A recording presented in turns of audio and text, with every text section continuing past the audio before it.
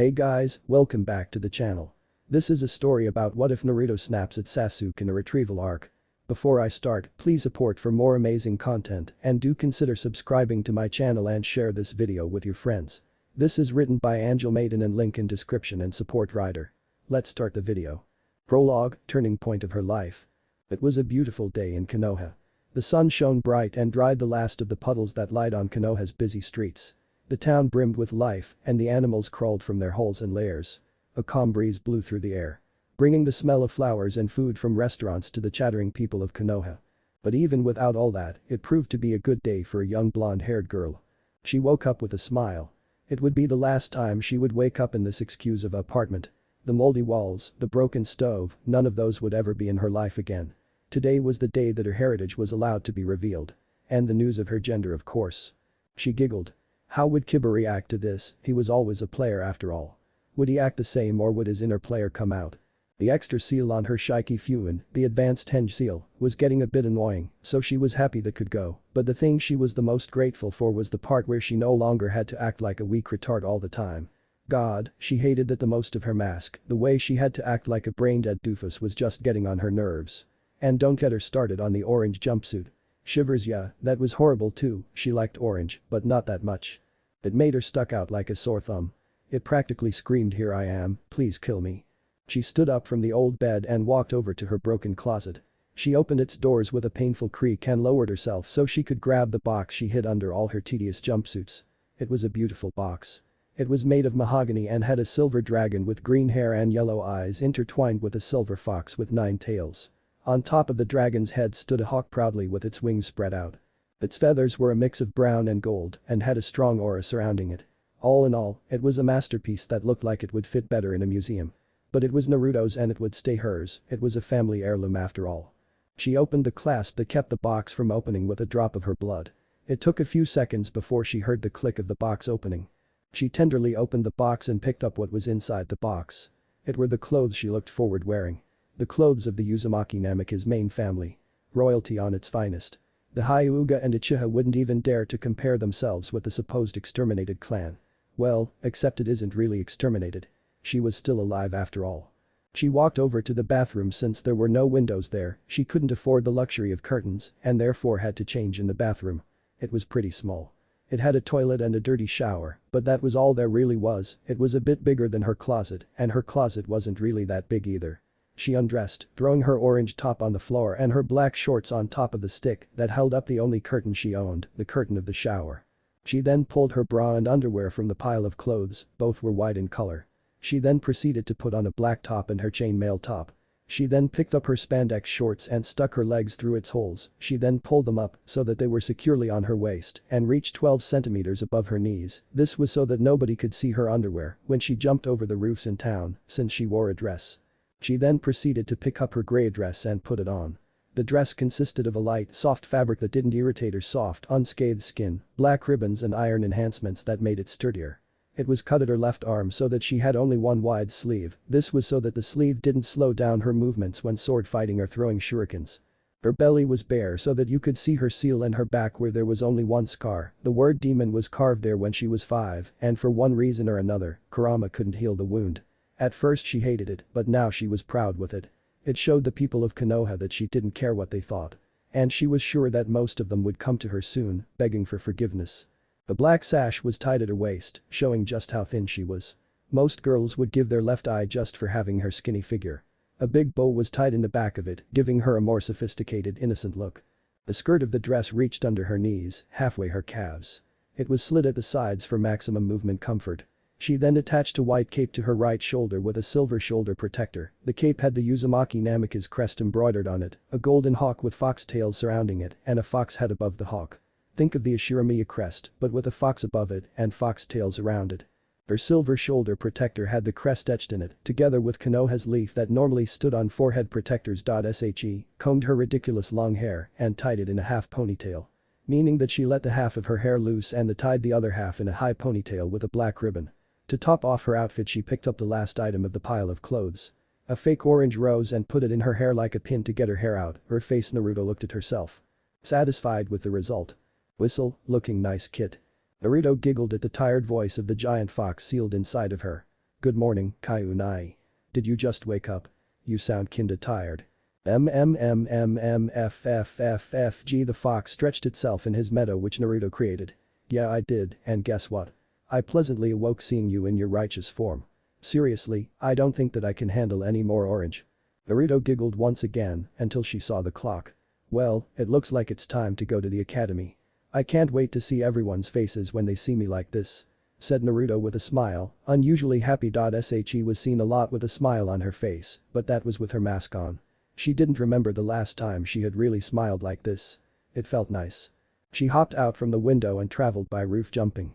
It took only 5 minutes to reach the academy where she would talk to Iruka first. She walked inside the old academy building and walked towards the teacher's room. She knocked 3 times and the door was opened by Iruka. Naruto. I mean Uzumaki Namikaze-sama. Wow, when the Hokage said you were beautiful without your henge, he wasn't lying. You look stunning. Thanks Iruka-sensei, but please just call me Naruto. I have the feeling that I'm going to be called Uzumaki Namikaze-sama all the time, so I want you to just call me Naruto, okay? By the way, the Sama part makes me feel old. Iruka smiled, at least she was still Naruto, a smart, strong Naruto. But Naruto all the same. Okay then Naruto. Let's go to the classroom and reintroduce you to the class. Sure, let's go. Chapter 1, Dobe is a what? Pathetic. Thought one. Sasuke Chiha as a fangirl tried to latch herself to his arm like a disgusting leech. They were pathetic, all of them, from the idiotic fangirls to the weak braggers, pathetic and just plain useless. No one in the room sufficed as a teammate, they were all weak and would only slow him down. He looked over to Kiba who was bragging about being in 5th place. Honestly, he didn't think the 5th place was anything to brag about. Especially when you are the heir of a clan.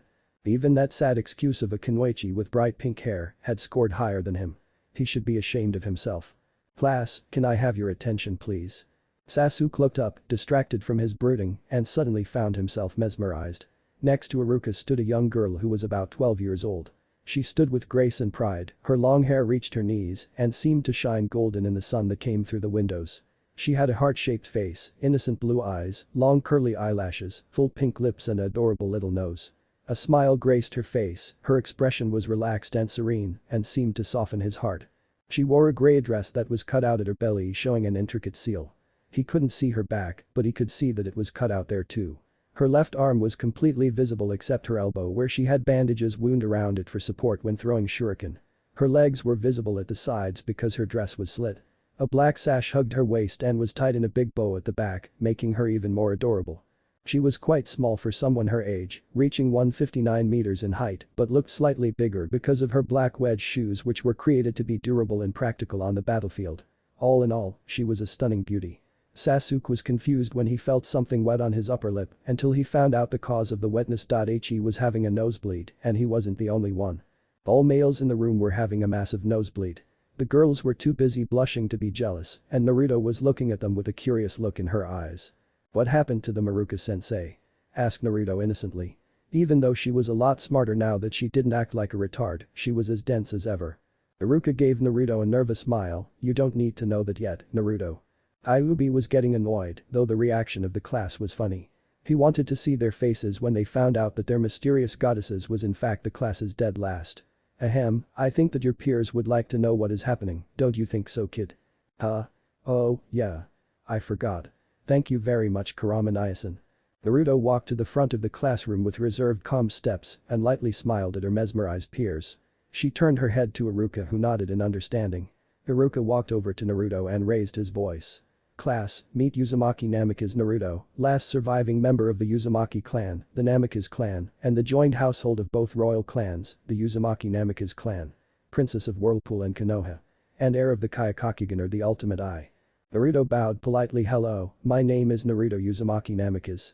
Nice to meet you all for real now. The whole room was deadly silent until the dope is what? Sasuke's plan to defeat Itachi. Take 1, allergic reaction. Sasuke laughed as a madman with a jar in his hand. Itachi was bound against a chair with fear evident on his face. Please younger brother, anything but this. Sasuke smiled at his brother as he threw the contents of the jar on his brother. It was sticky and yellow with a sickening sweet smell coming off it. Itachi began crying as a baby. Screaming for Sasuke to stop, but he ignored him like he wasn't even there. He gave the sign to his lackeys. Release the beasts. Sasuke's lackeys, men with the same duck butts on their heads, opened the wooden cage and let out what lied within. A shit ton of bees, Itachi screamed as he was covered in bees. No, I'm allergic to bees. You ha ha ha ha ha ha, suffer Itachi, suffer. This was Sasuke's first master plan to defeat Itachi. It later proved to be a bad idea since Sasuke never found a way to make Itachi allergic to bees. The end. Chapter 2, Nosebleeds everywhere. The dobe is what? Sasuke was in complete denial, he wouldn't know, couldn't believe that he got a nosebleed from just looking at the dobe. There was no way the young girl before his eyes was the dobe anyway. She was well-mannered, was beautiful, had good fashion sense unlike the annoying blonde, and came from 3 royal families. There was just no fucking. What did you call me, you bastard? She just called him bastard and there was only one person who called him that, the dobe. But there was no way. This had to be a dream. Wait, a dream. That's it, he was dreaming. Yep, dreaming. All he had to do was wake up from this nightmare and he would be back in the real world. But how was he going to wake up? He looked around the dusty classroom to find some means to wake up in the real world. Everything felt surprisingly real, he could smell, feel and see everything like it was actually real, but Sasuke would not be fooled. Ichi has never made a fool out of themselves after all. And there's some obvious foreshadowing right there. He kept looking around the room only to find the answer right before his eyes. How didn't I think about this earlier? Sasuke raised his head as high as he could and smirked. You're not fooling me, stupid dream. I will wake up from you. But that mental declaration, he slammed his head on his desk as hard as he possibly could, evidently knocking him out. Naruto just stared at the prodigy the whole time and could honestly say she was horribly confused. The heck's wrong with him? Last time she checked, people did not knock themselves out by slamming their head into something hard just for fun, and they didn't smirk victoriously before they did it either. He had to have drunk some really spoiled milk this morning because. Odd, did he make a fool out of himself? She shrugged Sasuke's behavior off and looked at the rest of her class. She soon noticed that Sasuke was not the only person to act strange. Shikamaru not sleeping was a huge reaction by itself, but when she saw him with his face in 50 shades of red, she started to worry a bit. Next to him was Chaoji, who had just spit his chips onto Shino's face. He was mumbling some random words which Naruto couldn't really understand except a few. Impossible and cute were 2 of them. Shino didn't really notice all the chips on his face. The reason to this was that Shino had done the most uncharacteristic thing ever. He fainted just like 50% of the room. Well, at least he still held the record of keeping a straight face for 12 years, even though he was unconscious. That's one thing right. Kiba was, well, Kiba. He was whooping and screaming at her with a big grin on his face. Naruto, what the hell? Why didn't you tell me you're a totally hot chick? I thought we were friends. Naruto didn't answer and Kiba pouted childishly. Not that she didn't want to talk to him, but she was a bit busy observing the room and those who occupied it. Sakura was trying to wake up her Sasuke-kun. Ino was as red as the tomatoes Sasuke loved and Hinata looked strangely upbeat. This will be explained later. What's wrong with them? Oh god, are they sick? I knew something was wrong when blood streamed from their nose. Please tell me it's not contagious. Calm down, kid, the nosebleeds are a boy thing. And wouldn't you be shocked if the duck butt would suddenly become the most cheerful talkative girl of Konoha? They're shocked, give them a break. You sure? Yes kid, I'm sure. If you say so. Naruto looked over to Iruka who once again smiled at her nervously. You can go sit at your usual place, Naruto. Just ignore the rest. They're a bit shocked with the revelation. Naruto frowned, a slight crease appeared on her face. Shock she could understand. But becoming red and fainting was something else. Who would faint over a sex change? Or in this case a sex reversal? She nodded at Iruka while still in thought and walked with regal poise to her seat next to the still unconscious Uchiha. She examined her desk. There were scratches and drawings all over it. There was one showing her in her henge defeating Sasuke and there was one depicting her male counterpart grinning with a hokage hat on his head. She smiled at the nostalgia the drawing gave her. Those were good times. She seated herself next to Sasuke and looked to the front of the class where Iruka stood. She groaned as she remembered that teachers always gave a long-ass speech when their students graduated and she knew that Iruka was no exception. The man never even looked this eager to give a speech or preach. Now that the introductions are over. I want to tell you all how proud I really am. Naruto loved Iruka, she really did, but the man was just so boring sometimes. She didn't even bother to listen to him and decided to play some mental shogi with Kurama. Iruka was finally done and 30 minutes had already passed. Most of the students were already out of their confusion and/or denial, but kept glancing at the pure angel that sat in the same room. A fan club had already started to form and began searching for names to call Naruto. Pure Angel, Little Goddess, and Frail Flower were a few of them. And honestly it annoyed the shit out of her. No wonder that the emo king had become such a sour puss. Talking about the Uchiha, he kept trying to not look at her the whole time and failed miserably. His eyes kept traveling to the blonde and he had to admit that he was mesmerized by the creature in front of him. Those sun-colored tresses, those slightly tan cheeks and her strong superior aura made him want to bow to her while kissing her tiny feet. Not that he would do it. He was in a Uchiha after all. Grown, how many times is he going to say that? Now for the teams.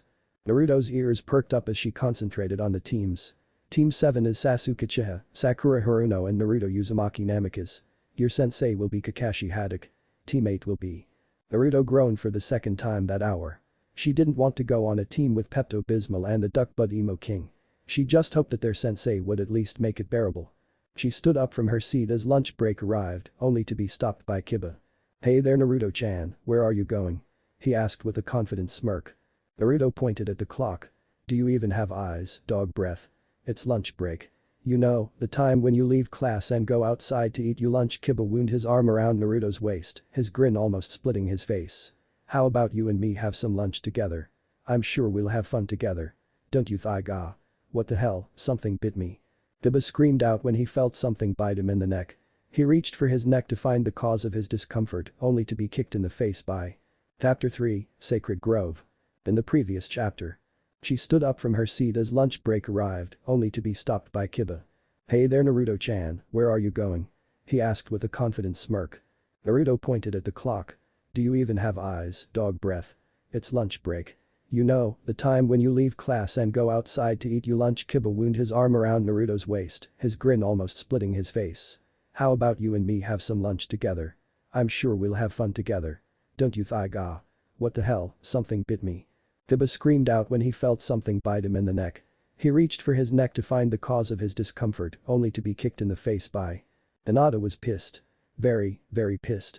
She did not like the way Kiba was handling Naruto, a fellow classmate and friend. Despite popular belief, Hinata was not as sweet and forgiving as people thought. She could be cruel, incredibly so, but hid this fact with the personality of her younger self. Who would think an innocent girl would be any threat? Her point exactly. Hinata was, for a lack of a better word, incredibly protective of Naruto. She was her best friend for years now and saw her like a younger sister. Something she never had. She did have a younger brother though. His name was Hanabi. Hanabi was 2 years younger than her and was going to be the next Hyuga clan head. Yes, I have changed Hanabi's gender and age. Her father thought of her as useless and her mother had deceased when Hanabi was born. She didn't matter to the clan. She was useless, good for nothing. Nobody cared for her, nobody except Naruto. She held out her hand and helped Hinata in the darkest times of her life, even when she was going through some serious shit herself. Now, after knowing each other 5 years, they had both grown. In strength and as a person. So when she saw Naruto standing in front of the class with the same smile as she gave her instead of the fake grin, she smiled as well. She was excited and happy for her little sister. Her smile was huge and would no doubt look strange in front of her classmates. But when did she actually care about them? She didn't care about them for a long time. Laughing at her when she messed up just like her clan. It made her angry. Especially when those two attention-seeking bimbos laughed at her. AKA Sakura and Ino, they had no right. Both of them were weaker than her. She wanted to hit them so much, but Naruto always came towards her telling her to calm down. She would often blush from embarrassment from losing her temper, and some people started thinking that she had a crush on Naruto. That's when they got the idea of plan. Hinata likes Naruto. The web of deceit expanded even more, and from that moment, there was no possibility in getting caught anymore. Hinata acted weak and frail, while Naruto was a pathetic, loud, retarded boy and would be until they graduated. She could not wait to see her father's face when he would come face to face with the real Hinata. He would be catching flies with his mouth for sure. But back to the situation at hand. She jumped up from her seat, aiming to rip off Kiba's offending arms as she saw them wound around Naruto's waist. Unfortunately, someone beat her to it. Shino kicked the fool in the face. His expression was as stoic as ever except his eyebrows, whom were tilted in an angry fashion. His foot dug deep in Kiba's cheek before being withdrawn by its owner. Kiba flied across the room until he reached the blackboard. His head hit the cold surface and knocked him out. An angry red mark marred his face and already started to become blue. That would be painful for a long time. Shino turned to Naruto. "Are you okay?" Naruto blinked a few times as she tried to comprehend what just happened. Shino just helped her. She expected Hinata to go completely ballistic, she was always so protective since 3 years ago, but she would never have guessed that Shino would come to her aid. The boy was nice to her the few times they had talked, but they didn't know each other nearly enough to risk punishment for helping each other.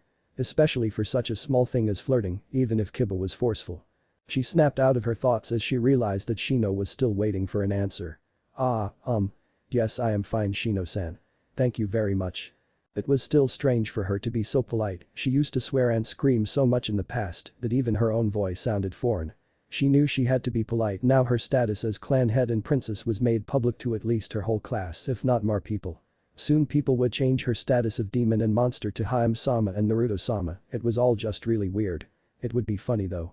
Ayu would probably have a fun time too, seeing those pitiful humans shiver in fear for what they had done to the daughter of their hero. Yeah, Kurama loved seeing people shivering in fear. He always told the stories about his life with great passion, especially if it involved people shitting their pants. Well, at least someone was happy with their fears. That's good. I let one of my bugs inject him with a numbing poison so he won't feel so much pain when waking up. He let out the part so you don't have to feel guilty about it out. He didn't really want Kiba to feel only numbed pain. He felt angry about the Inuzuka's attitude toward women. He wasn't taught any manners or just didn't want to learn them. Naruto was the princess of Whirlpool and Konoha, touching her like that without her consent was unacceptable. He knew he wouldn't be punished for learning the dog his place. It doesn't mean you have the senses of a dog that you had to act like one. However, he did not want the girl to feel guilty. He didn't know why, but she looked so much frailer now she was a girl than when she was disguised as a male. Someone who needed protection instead of taking a blow for someone else when she was still the old Naruto. He just couldn't stay put and watch quietly as she was being bothered. Naruto softly smiled at Shino. I see. Thank you. She was glad that the dog boy wasn't going to be in too much pain when waking up. Sure he was being a but she still didn't want her friend to suffer. She shuddered when she thought about it. Her friend touched her like that, as if engaging a romantic action together. It made her sick. I thought you were curious if he would act like this or not, why are you complaining? Exactly, curious. I didn't ask to be flirted with. Let alone being touched so intimately by dog breath. I don't hate him. I mean, he's a nice person if he isn't being either douchy or bragging about his so-called skills, but Kiba. Yuck. What's so good about having a boyfriend anyway? Oh, there are many things that boyfriends are good for. They protect you, love you, keep you company, make you happy when you're down. Those kind of things. There are a lot more things that boyfriends are good for, but you're a bit too young to know about those things. You haven't even gotten the talk yet. The talk? What are you talking about?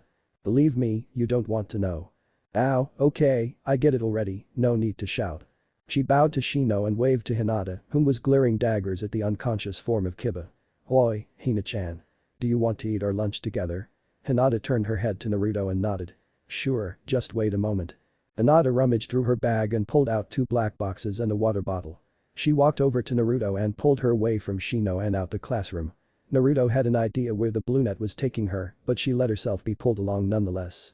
Hinata pulled her through the bushes behind the academy building until they reached a natural pathway under the higher bushes, creating a beautiful atmosphere. Everywhere you looked were green leaves. The bushes started off at the ground but suddenly seemed to melt together at 2 meters high. It looked like a long tube made of leaves and grass. They kept walking about 200 meters south in all kinds of turns and bends until they reached an open space. The whole space was surrounded by a fort of some sorts and gigantic trees. An old temple-like building stood in the distance. This was Hinata's and Naruto's special place that only they knew about. They called it the Sacred Grove. Cookies for everyone who knows what I'm talking about. This isn't a crossover BTW, it's just a very beautiful place. For the people who don't know, it's the Sacred Grove from Zelda, Twilight Princess. The stone floor had moss and large patches of grass growing over it, showing how old the place really was. There were 2 ways out of the large area. The way back to town and a way leading through the rest of the fortress. You could easily get lost there though. The fortress had long become part of the forest itself. Trees grew everywhere, rivers flowed through it, and many animals had made it their home. A smart thing to do considering there were no humans around except Hinata and Naruto. You could easily lose your way around the fortress. The place was huge, and it took a long time for the 2 girls to memorize the layout. 1 time left and 3 times right was the place where clean water streamed right from a rock and thus had unlimited clean water, while 2 times left, 1 time straight, and 1 time left again were trees with all kinds of useful things like honeysuckle, a sweet flower which could be used for tea and apples. If something happened to either Hinata or Naruto, they could both spend a few days at the grove. It was their safe haven. There was shelter in the temple and enough food to last at least a few months. You didn't even have to boil your water to get it clean. It is more like a hideout now they thought about it. They both stepped into the old temple. The inside of the temple looked pretty new actually. The wooden floor wasn't rotten or weak and the stone walls didn't have any holes in them. When coming in they were welcomed by a long hall. In the hall were several stone banks and a stairs up. They didn't need to be upstairs so they sat on one of the banks. The sun shone through the tinted glass depicting an odd flower looking like a crossbreed between a lotus and a rose, yes, strange but beautiful nonetheless. Hinata opened her bento and gave Naruto the other one. She knew that all that Naruto could eat was ramen since nobody would sell her fresh food. She as the older sister had to take care of her younger one and decided to bring a bento for Naruto every day. Though today was the first day they could actually eat it the exact same day. Meeting up was always tedious, they had to walk separately, meaning that Hinata almost always had eaten the half of her bento, while Naruto still had to begin. They were both glad that time was over. It was strangely tiring sometimes. "Are you fine?" Hinata began. "I'm sure it's a huge change for you to open up like that, you probably felt so exposed, and that filthy dog didn't help either." Hinata growled out Kiba's nickname as if it was some disgusting incurable disease. Naruto frowned at Hinata. "I'm fine and Kiba's not that bad. I swear Hinata, you overreacting." "Overreacting? Overeating? I am not overreacting Naruto. That annoying little pest needs to learn his place. He's too confident, thinks of women as useless except when producing heirs and doesn't know where to put and not put his dirty hands. You're just not careful enough. If you don't watch out people could do very bad things to you Naru. Remember that, I don't want people to take advantage of you." Naruto smiled at Hinata. "Geez, fine. I'll punch him in the face or something next time he tries something like that. Okay. Except if I'm there." Naruto had a confused look on her face when Hinata grinned and had some kind of evil aura around her. "What do you mean?" Hinata giggled in a very scary tone and Naruto backed off a bit. "If I'm around. Next time, I'll rip his arms off." "Wah? Don't say such things Hinani. You're scary when you get sadistic. It gives me the creeps." Hinata started laughing at Naruto's freaked out expression, ha ha ha. "Fine, fine." They kept chattering through the whole lunch break until it was time to return to the academy. On their way back they were talking about their teams. "So you're put with dog breath and Shino, huh? Poor unfortunate soul. I almost feel bad for you." "Almost? Why almost?" "Well, Shino's pretty quiet and I don't think dog breath could be himself when around you. You're nice to me. But hell, can you be cold and mean towards other people? I actually feel pretty bad for your teammates now that I think about it." Hinata pouted, but it didn't work very well against Naruto because she herself was a master in the art of pouting. Hinata couldn't even dare to compare her pouting to hers. "Well, I pity you too Naru. Being put on a team with Sasuke and Saku. Ukbud and Pepto-Bismol," said Naruto when she interrupted Hinata. "Ukbud and Pepto-Bismol. I mean, Duckbutt's an ass and has a stick in his too, well Pepto is just Pepto. A useless weak fangirl. Ugh, every time I see her I just want to. Hina. We need to hurry. We have no time for complaining. We're going to be late." Hinata grumbled but did what Naruto said anyway. When reaching the old academy building they ran to their class and practically jumped to their seats. Then it was just playing the waiting game as Iruka gave his last words of advice. "Hinata sensei." A woman with beautiful red eyes came first, taking away her new team. Slowly but surely, the whole room was empty and Naruto, Sakura and Sasuke were the only ones left. It was hell for Naruto. Sakura was glaring at her and Sasuke kept glancing at her. Where the hell is a sensei when you need them? As if on cue the door opened and a cyclops with gravity-defying hair came waltzing inside the room. "Team 7. Be on the roof in 5 minutes." Naruto blinked, her mouth agape. She couldn't believe it. They waited for 3 fucking hours and a fucking cyclops who can't even buy a fucking eye patch came waltzing in the room only to fucking tell them to come to the fucking roof only to use fucking shushin to get to roof the easy way. Oh hell no. If he could do it the easy way then she could too. She made the hand sign for shushin and poofed from existence, leaving behind 2 wide-eyed, very confused teammates. On the roof. Poof. I in the first place goes to Uzumaki Namikaze Naruto. That was childish kid. Says the one who named all his tails. SHH, they have feelings you know. So or they do.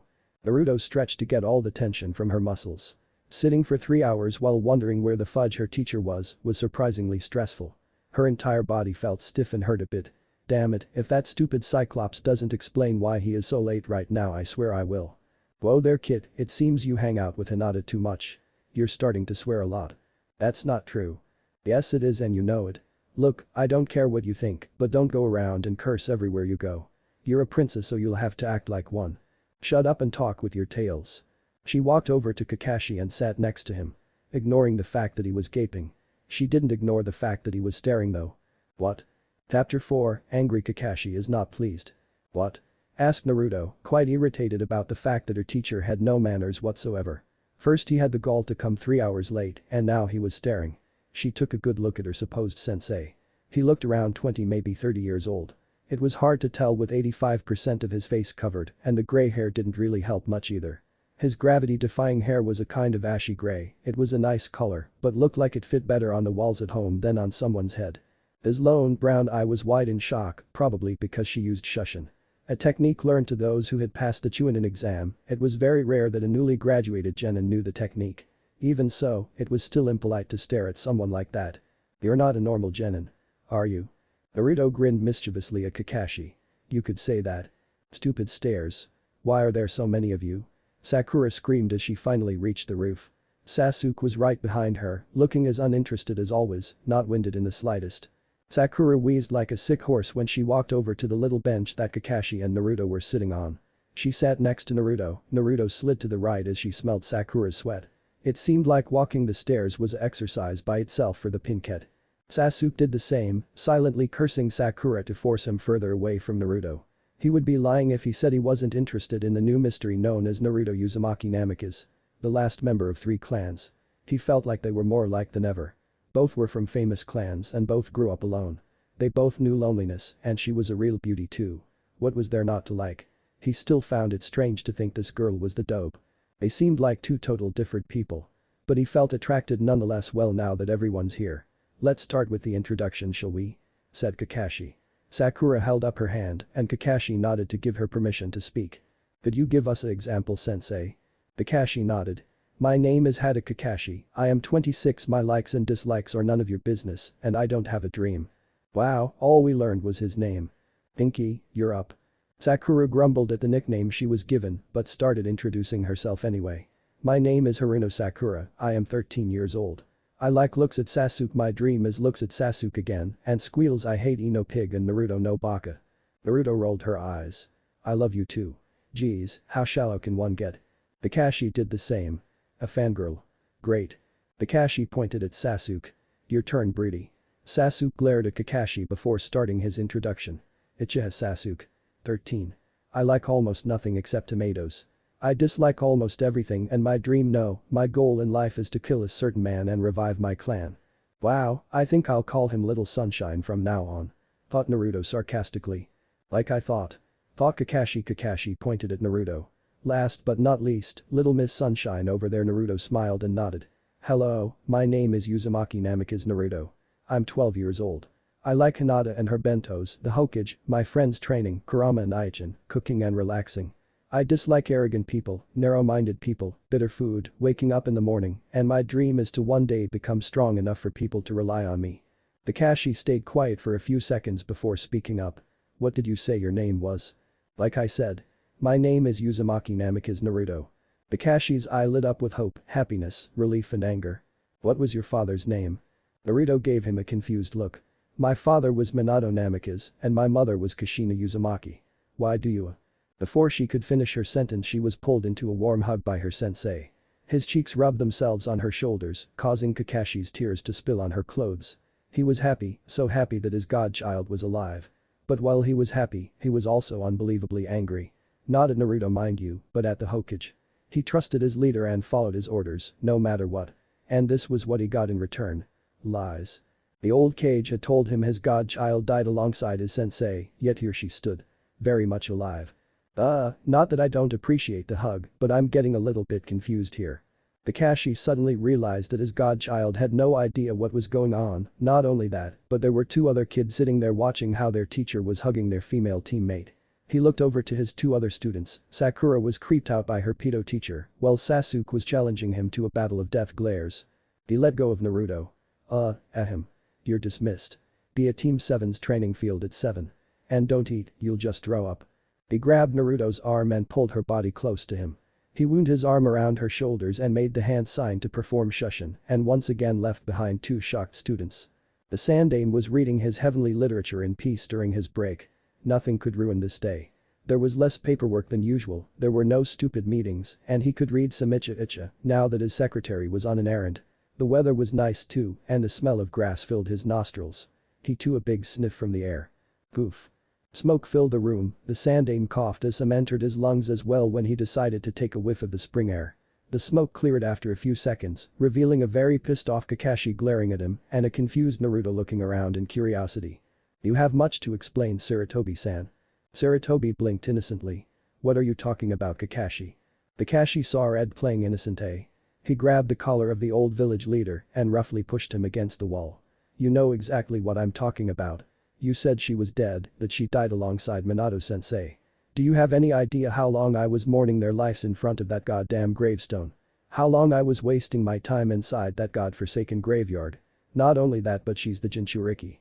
I know exactly how she has lived her life, and I will tell you that it's not pretty. If I had known, I would have." "You would have what?" screamed the Hokage. He knew this day was coming and was prepared to accept all of Kakashi's complaints, but he wanted to explain himself first. He was just confused why the man looked so angry at him while he was still reading his precious. He was distracted, but that was still no reason to pin him to the wall. This would be the weirdest yaoi couple ever. Yuck, that would be so disgusting. "You would have helped her. Don't make me laugh. If you knew, why didn't you help her? Your godchild or not. You should have helped her anyway. Do you want to tell me you would only save her because she's Minato's daughter? If so, you don't even care about her, only her heritage. If Minato was here, he would have been very disappointed in you. Now, are you going to keep me pinned to the wall, or will you let me go and let me explain myself first?" Kakashi calmed down but refused to let the elder man go. "I'll let you go after you explain yourself first." The elder man sighed once again at the younger man's attitude, not that he could blame him, of course. He brought this onto himself. "Well, for one thing. You were only 14 years old when Naruto was born. Yet, at the tender age of 14, you were already a very important asset of this village. If you knew that Naruto was your teacher's child, you would have tried to adopt her. Could you imagine a 14-year-old traumatized boy to take care of a baby Jinchuriki? You would have to give up your work as a shinobi in order to have enough time to raise Naruto. If you did that, then it would have crippled Konoha's already weak military power drastically. Not only that, but if people knew she was Minato's and Kushina's daughter, then they would more than likely kidnap her or send assassins to kill her. I didn't like the way the villagers treated her, but if we announced who she really was, then..." Kakashi scoffed. "There have been more assassination attempts by the people in this village than there would ever have been by other countries. And who do you think had to save her when you were too late? That's right, me. So don't you dare to say that I never helped her. You should have told me when I turned 18 so I at least could meet her in person and spend time with her. I would have kept my mouth shut about her heritage.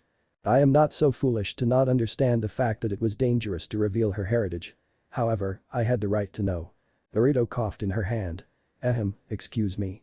But could someone please explain to me what's going on?" Kakashi looked over his shoulder and nodded. He let go of the sandame and walked over to Naruto. He looked at the Hokage and said, "I am sorry, Hokage-sama, but I was very angry with the fact you lied to me like that.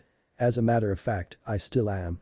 I don't know when I will trust you again, but for now I would like some time with my godchild and tell her what is going on. Is this acceptable?" The Hokage straightened himself. "You have my permission, Naruto, Kakashi, I am very sorry about this, and I hope I can make this up to you too."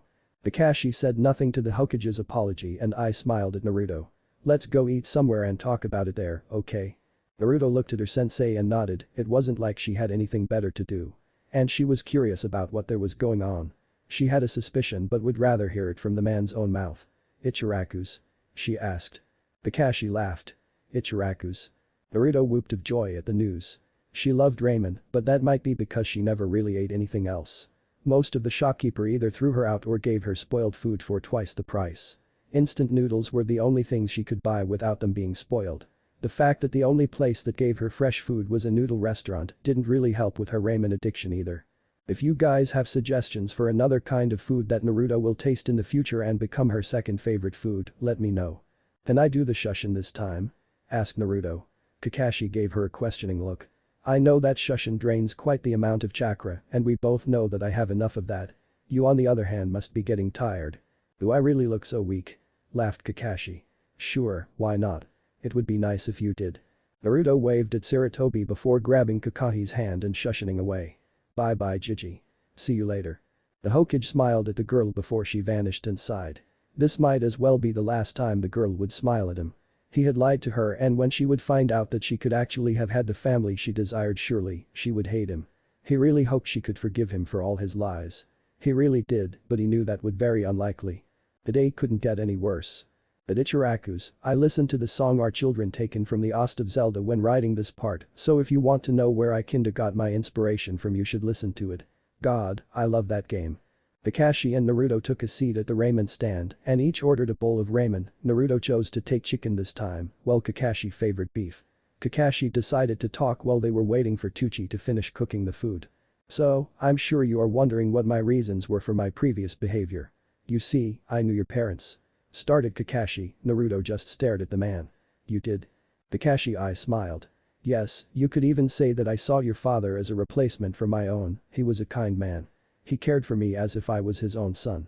He was a genius who just like you faked his scores at the academy just to show the world that academy scores don't matter when it came to real life. Someone with excellent grades could still die easily in a real battle. Even though he was a genius, he never bragged about his skills and was kind towards everyone he met. He was truly one of his kind. Naruto let a sad smile grace her face. I really wish he was still alive. He would have been a great father. Kakashi nodded. Indeed, your mother would have been a good mom too. My mother? What kind of person was she? Kakashi sheepishly rubbed the back of his head. Well, she was, for the lack of a better word, incredibly fiery. She was a woman with a very strong personality that seemed as if it was shining. She packed quite a punch too and was very scary and dangerous when angered. Naruto grinned. It seems I am a perfect mix between the two then. Kakashi shivered when Naruto grinned at the mention of the way her mother acted when mad. That still doesn't explain why you reacted so fiercely though. I was getting to that. You see, I was your father's student when I was younger and we made a bond on the battlefield. He trusted me with his life and I him with mine. He even trusted me so much that he and Kushina senpai asked me to be your godfather when your mother was still pregnant with you. I was so happy, ecstatic even. I would be like your older brother or something when you grew up. But then, the Kyuubi incident happened. The Hokage told me you died alongside your parents. And I believed him. I spent days rotting in front of the gravestone in the graveyard and was grieving your death until today. But then. You found me, alive. Naruto finished for the man. Kakashi stayed silent as if confirming Naruto's words. Shouldn't you be happy then? Happy that I'm alive. I am happy. It's just. You wanted to know so that you could have done more for me. I understand that fact and I thank you. However, you didn't know, so there is no need to beat yourself up over it. Gigi only did what he thought was necessary to keep me and the village safe. He might have sacrificed me to the villagers, but he didn't know what else he could do. My father may have been wise, but he was too trusting. There was no way that the villagers would see me as a hero. They had lost many people that night. It was simply too much to ask of them to see me as one. This does not, however, mean that what they did to me was justified. They did things to me that will stay with me for the rest of my life, just like the scar on my back. The scar on your ba. Then he saw it, clear as day. How couldn't he have noticed this before? On her lightly tanned skin between her shoulder blades, there was a big angry scar. Someone had carved the word demon on her soft skin. It stared at him and he was furious. Who did that to you? It does not matter, the one who did this is already dead. It would do you no good to get angry over things of the past. You know, you are just the opposite, the title makes its appearance. Of what I heard about you. Like I said, I'm the perfect mix between my mother and father. Fake an academy real in real life. Is that really so strange? No, but a 12-year-old sounding so wise is. Naruto laughed as Tucci came back with 2 bowls of ramen. Well, thank you I guess. The two talked and bonded a little before leaving in order to get some rest. The next day was going to be hard, or so Kakashi told her. The next day started off with being quite amusing. She walked the streets of Konoha at 8:30 since she heard from Kakashi that he had the tendency to get 3 hours late to everything not involving a life-death situation, a habit he got from an old teammate, he told her. The reason it was amusing was because everybody was either staring at her with a blush on their face or with curiosity. Yep, she was going to enjoy their reactions when they knew of her name. It had proven to be very fun to see people react to her heritage, and to see it on a bigger scale as of a whole village was just going to be awesome. The streets were full of life and guess what? Nobody glared or screamed offending things at her. It made her day so much better. When finally reaching her destination, she felt her happiness drop back to zero. Pepto was glaring at her and Sasuke was just staring at her. Very strangely. And she didn't like it one bit. Seems like someone wants you as their mate. Teased Kurama then again. Who doesn't? What? Who? Sakura. I don't swing that way.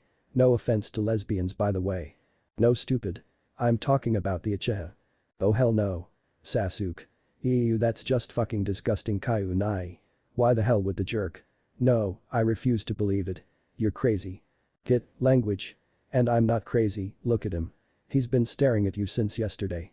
He totally has the dibs on you. Balalala, I can't hear you. Fine, I don't need you anyway. Izuru can keep me company, isn't that right Izuru? And stop talking to your tails. They don't have feelings. Hey Baka. Why are you so late? Kakashi-sensei said we had to be here at 7, you idiot. And what's with the henge? We all know you're a boy. So stop trying to seduce my Sasuke-kun. Look Kurama, it seems the fangirl agrees with you. And that's not a good sign. Kurama merely grumbled in his cage but did nothing more.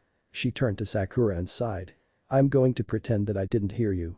She jumped into the tree Sasuke was leaning on and sat in one of the branches. She could use tree climbing, but she didn't want Ducky and Pepto to get jealous, so she refrained from doing that for now. It took half an hour before her comically late godfather arrived and she thanked the heavens.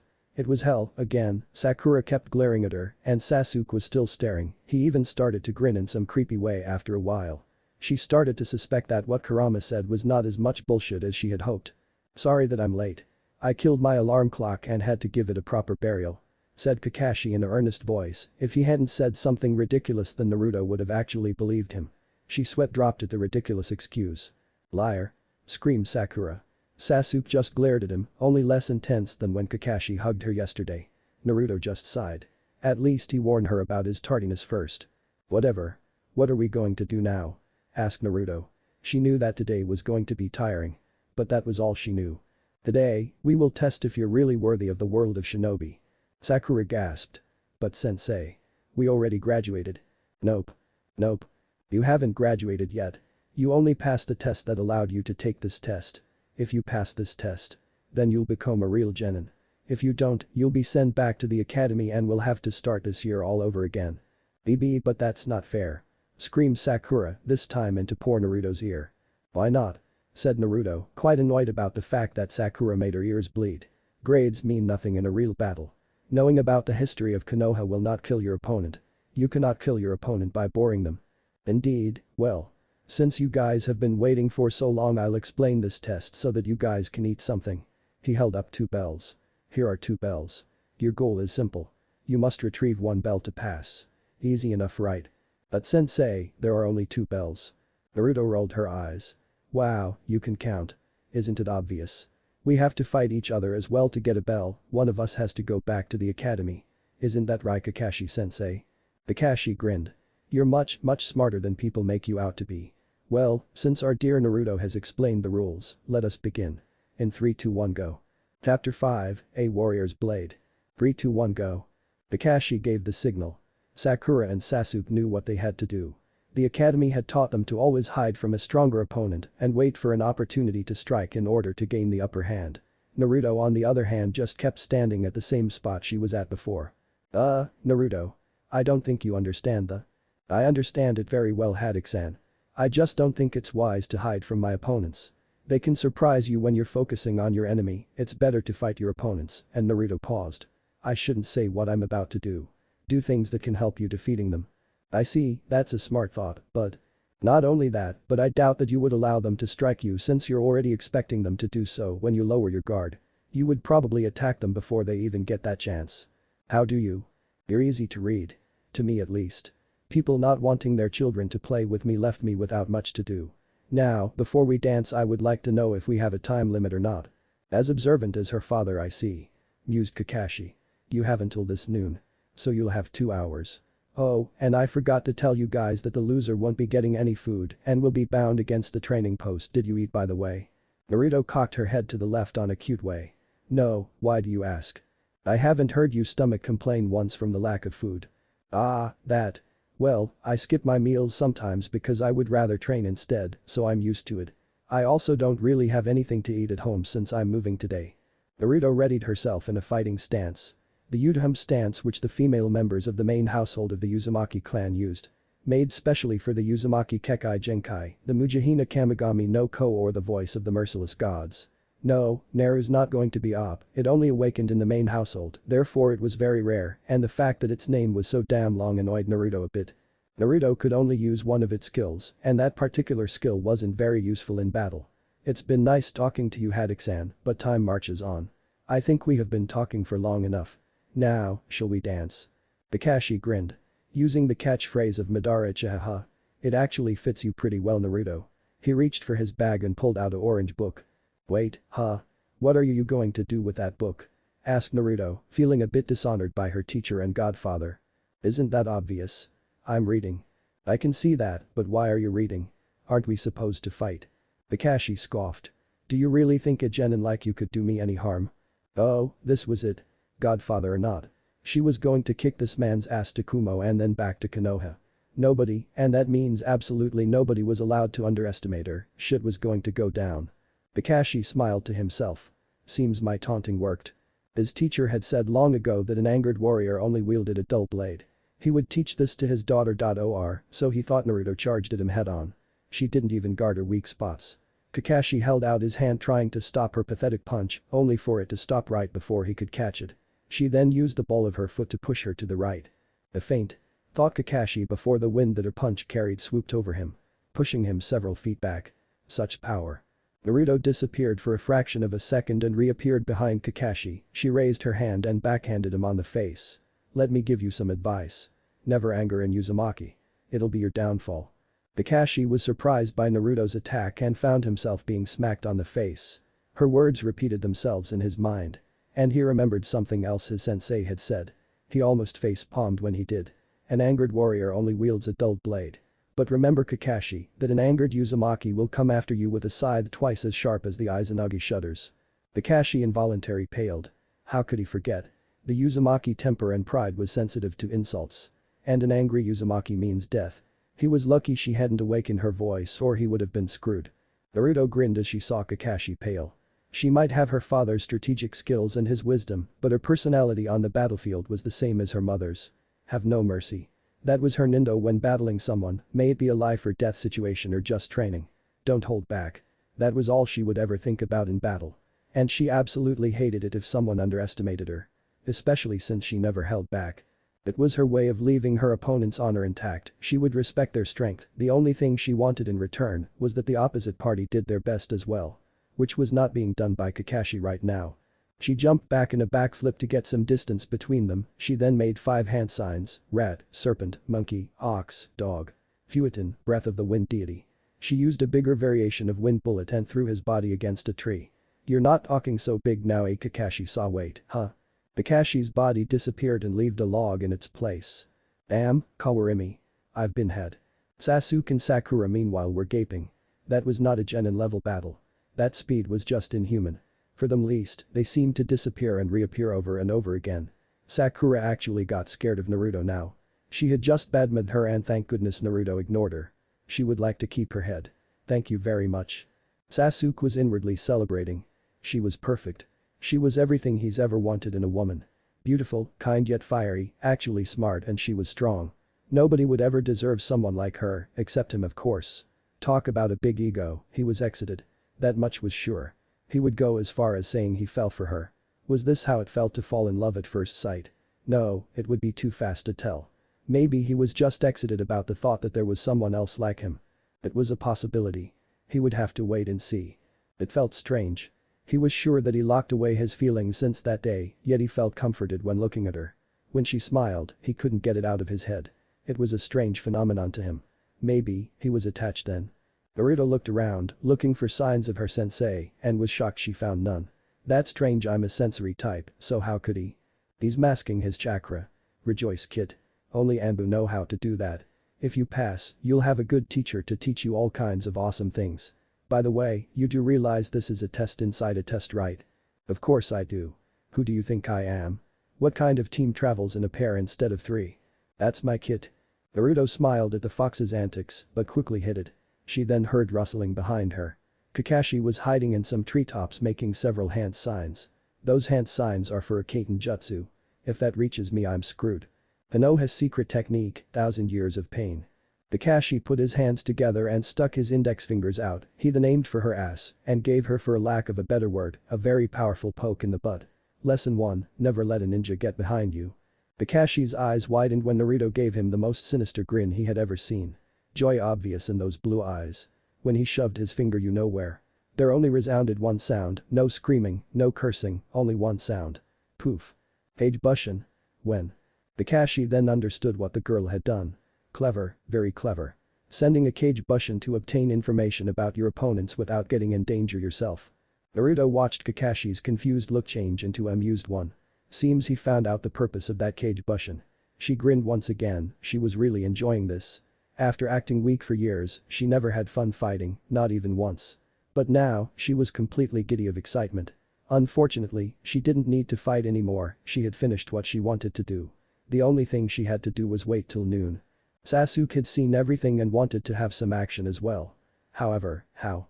Kakashi was strong, he had seen enough to acknowledge that, but even so, he was still going to try his hand against Kakashi. He made himself ready to charge. 3, 2, 1, go. And he charged Kakashi head-on. But Hinata had, like she though, passed Kurama's test. The test was to track her down while she hid behind a B-rank Jinjutsu in a time limit of 1 hour. It wasn't even hard. Akamaru could smell her, Shino's insects could feel the chakra waves she emitted, and Hinata could see her clear as day with her Byakugan. It took them about 15 minutes to find Kurama. It was a bit too easy if you asked her, not that she complained though. She passed, that's all that mattered to her. She didn't even care about the test to be honest. What she did care about was the face her father was about to make in a few minutes. She walked to the garden where her father and Hanabi were training. She scoffed, Hanabi was pathetic and she would show that to her excuse of a clan. About 40 other Hyugas were waiting their match. This was going to be the best moment to do this. She smirked sinisterly and switched her father's place with hers. The Ashi was shocked when he found himself where Hinata had just stood and he was even more shocked to see Hinata in his place. Hinata. What is the meaning of? Hinata didn't give her father any attention as Hanabi was almost hitting her with a blow that was normally aimed at his father. She held out her hand and simply held Hanabi's fingertips before they could hit any of her tenketsus. Your power is too weak, your movement is too stiff, and you use way too much chakra. They call me a failure, but if I am a failure, then what are you? Hanabi snapped out of his stupor when he heard his failure of a sister insulting him. Are you calling me worse than a failure, sister? Did you forget I defeated you? No, crushed you 3 years ago. And are you telling me I was serious? You're my younger brother. I would have won that fight, however, the blow that would defeat you would leave you crippled. Your arm would never move again. Would you rather have I had gone through with that hit then? Why, you're lying. Oh, really? Hinata took 3 steps back. Then, could a failure do this? Hinata put her foot in front of her and slightly bent her knees. Kaiten. She spinned her body around in extreme speed, creating a strong shield around her.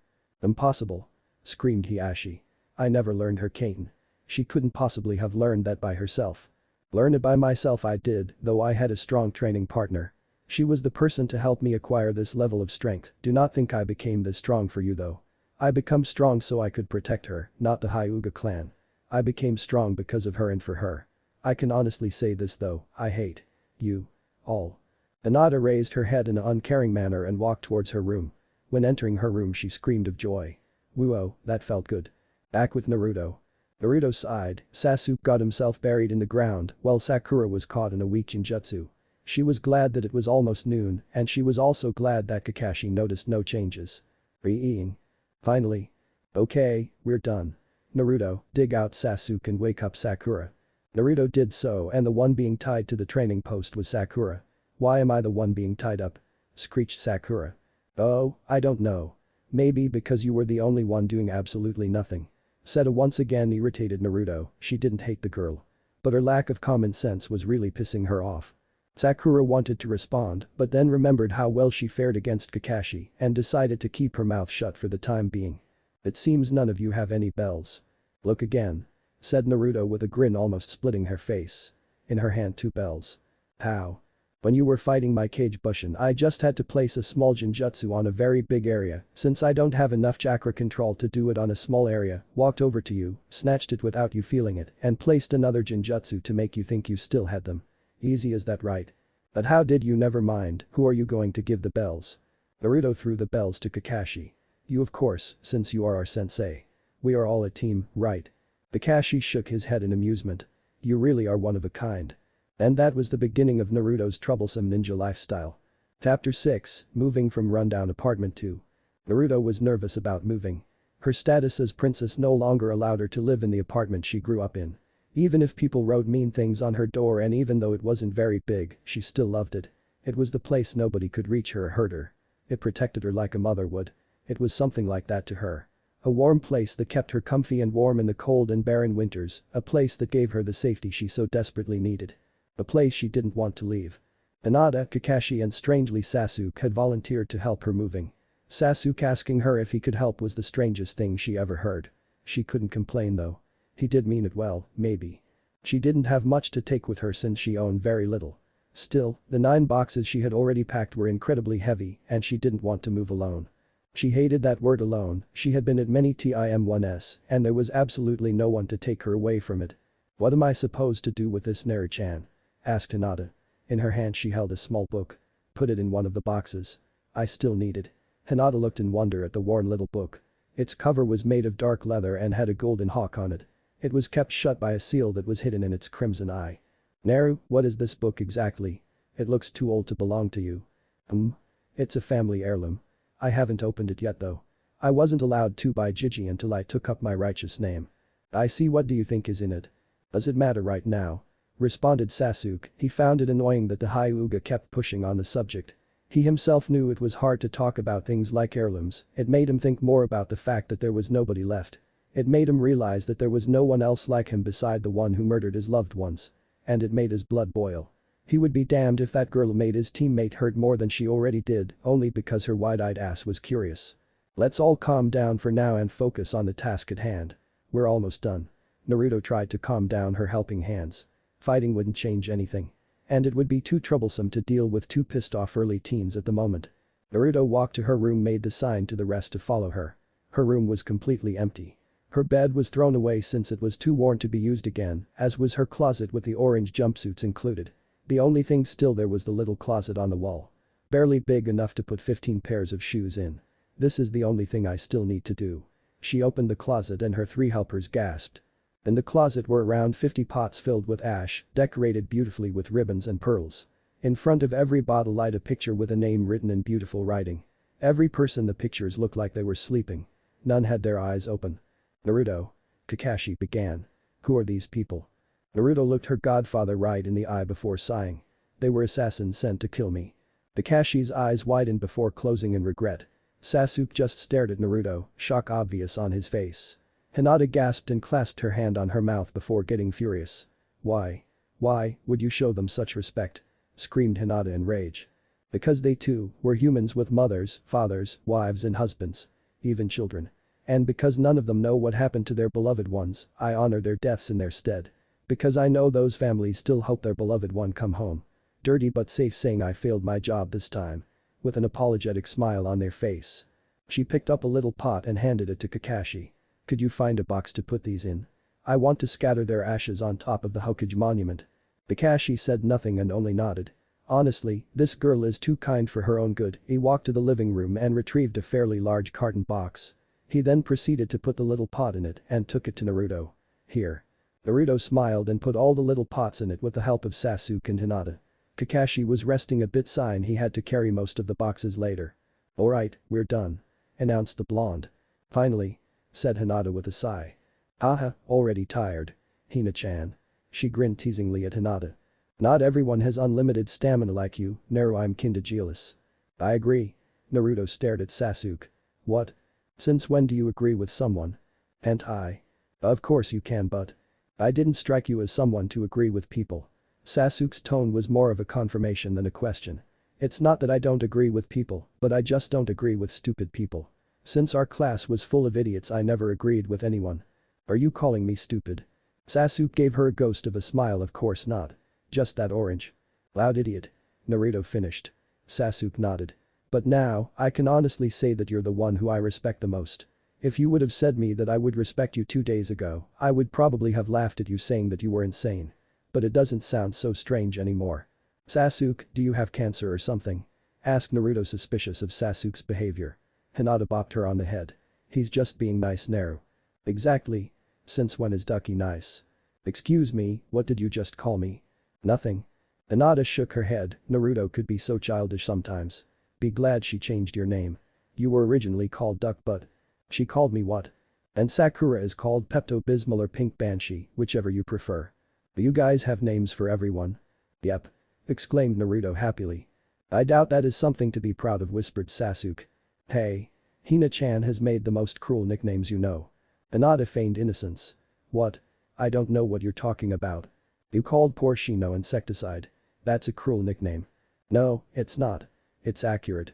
If you're done, let's just go. Kakashi said. He was not in the mood for this. Sir, yes sir. Screamed Hinata and Naruto in a sing-song voice. And they followed Kakashi out of the door, all with a box in their hands. Kakashi shook his head. Children. The group of four walked over street with all eyes on them. Oh my god. Look, it's Uchiha Sasuke and Hyuga Hinata. Whispered one girl to her friend. Isn't that Hada Kakashi?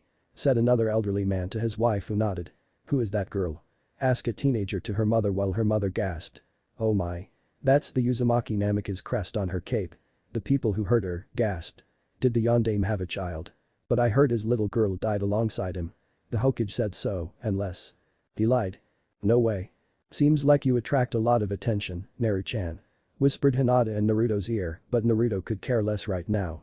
She was too damn nervous to care. She hadn't seen the Uzumaki Namika's compound. But with its infamous reputation, she knew its grounds would be big if not enormous. She could handle being alone in a small apartment, but she would be no doubt lonely in such a grand place. But she had just the solution. Kakashi, do you live alone? Yeah, why do you ask? After we dump the boxes in the compound, we're going to your apartment and pack some stuff. You're going to stay with me tonight. The look she gave him said refuse and you'll never get children. He nodded furiously. Not wanting to lose his masculinity. Sure Naruto. Kurama, who saw the man's fear, understood his fear. Well done Haddock. You have spared your balls by agreeing to her wishes. A wise choice. He shivered when he remembered the first time he saw the girl angry. Even the Shinigami would have ran away with his tail between his legs. Uzumaki women were scarier than the seventh pit of hell. Where's the compound, by the way? It's about holy shit. Naruto quickly clasped her hand over her mouth. Bad Naruto, bad. No cursing. What? What's wrong Naru? Hina-chan. The sacred grove is my compound. Look. She showed Hinata her instructions. But the grove is ancient. There's no sign of ever being used the last 200 years. Screamed Hinata. I can explain that. Said Hiruzen as he suddenly appeared in a little cloud of smoke. Oh my freaking Gigi. You scared me the hell out of me. Haha, sorry child. I thought you were used to it by now. Hiruzen found it amusing to scare the living daylights out of people, and Naruto knew that. Oh, you sly little old. Okage-sama. What do you mean you can explain? Asked Hinata, actually interested in what the old man had to say this time. She usually found his stories and explanations boring. Before I talk any further, I wanted to ask something. Why are you walking there when you can perfectly use Shushin? Naruto face palmed. How could I forget? The Hokage grinned. Did you forget? No, of course not. We, just wanted to make a walk, that's all. Hiruzen chuckled. Honestly, Naruto was too amusing sometimes. Okay. I believe you. As an apology, let me Shushin you all to the sacred grove. I like the name, by the way. You've chose well. Naruto beamed at the compliment. The sacred grove, aka Uzumaki Namika's compound. Poof. Sasuke, who wasn't used to Shushin, fell on his ass when they arrived. What the hell was that? That, my dear ducky. Was a Shushin. Laughed Hinata. She remembered the first time she had been in a Shushin and she found his reaction a pretty good one for the first time. She fainted her first time. The what? Naruto answered this one. Rejoice my duck-butted friend, for I shall give you my wisdom. Shushin, are also known as body flicker, is used to transport yourself and other people to anther location in a very short amount of time. The range you can travel depends on how much chakra you use. And it can take a lot of chakra. It also requires a good amount of chakra control. So you have to practice a long time before you completely master it. Talking about having a big ego. You say something. Ma. No nothing. Please don't kill me. Kurama ran to his cave inside Naruto's mind and started whimpering. Why do you keep insisting on calling me something with the word duck in it? I don't even understand where you got the idea of calling me something with the word duck in it. The Hokage, Kakashi, Hinata and Naruto gave him. Are you serious? Look. Oh, come on. You just need a diadem with a duck head on it and you have a complete duck on your head. Naruto rubbed his head for good measure. My hair does not look like a duck arse. It totally does though. The Hokage coughed in his hand. Please young ones. Let's just continue with what we were doing, shall we? Gigi, I love you. But that stupid sagely speech just sounds dumb. You're already too wise and badass for it to sound good on you. Hiruzen grumbled at Naruto's lack of respect for his amazing way of speaking, but continued walking until he came to a stop. Girls. I seem to have forgotten the layout of this place. Do you two perhaps know a way to a gate like stone something? Hinata and Naruto face palmed and turned the Hokage around. They proceeded to point to the gate like something the Hokage was searching for. Yes. I knew that. I was just testing you maybe. Sasuke wasn't even paying attention at what there was happening as he and Kakashi looked and in what seemed like there wasn't even a word for it. The place was beautiful.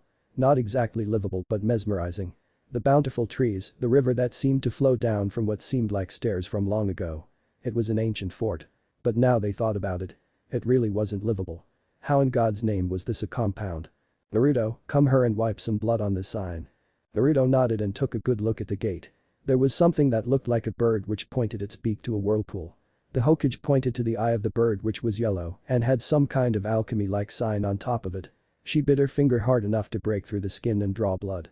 She wiped some of the crimson liquid on the eye and the eye shined bright with a magenta hue. The doors opened and the first one to say something was Sasuke, who was already out of character today. Oh my Rikido on a breadstick. Chapter 7, Kyuubi no Kitsune, enter. Oh my Rikido on a breadstick. God, Sasuke. Now I'm going to have the image of God as a hot dog in my head for the whole day. What's so amazing about the other side of a lone gate any holy shit? Inside of the gate was a gray mass-like substance and on the other side there were large gardens. The gray substance reacted like water and distorted the image of the other side. However, it was obvious that the other side was huge. Naruto stuck her finger in the gray substance, it felt velvety and silky like water, but a bit thicker and heavier. It light up where she touched, but it didn't feel hot or anything. What is this Gigi? This gray thing is what you call a time-space portal and is the compound's ultimate defense. This gate is indestructible, with the amount of seals in the gate that were written and then covered in the next layer of stone while building. The gray mass the gate produces brings us to another time basically. However, if you're not of Uzumaki Namika's blood, you'll never get in. If you still try to force yourself in then you'll be transported in another time and won't return, ever. This is a mechanism made in case someone takes some blood during a fight and wipes it on the seal. Your parents truly were geniuses. Indeed, but that's to be expected of sensei and Kushina-senpai. Said Kakashi, chest puffing out from pride for his deceased teacher and his wife. But what if people have to come over for a celebration or something?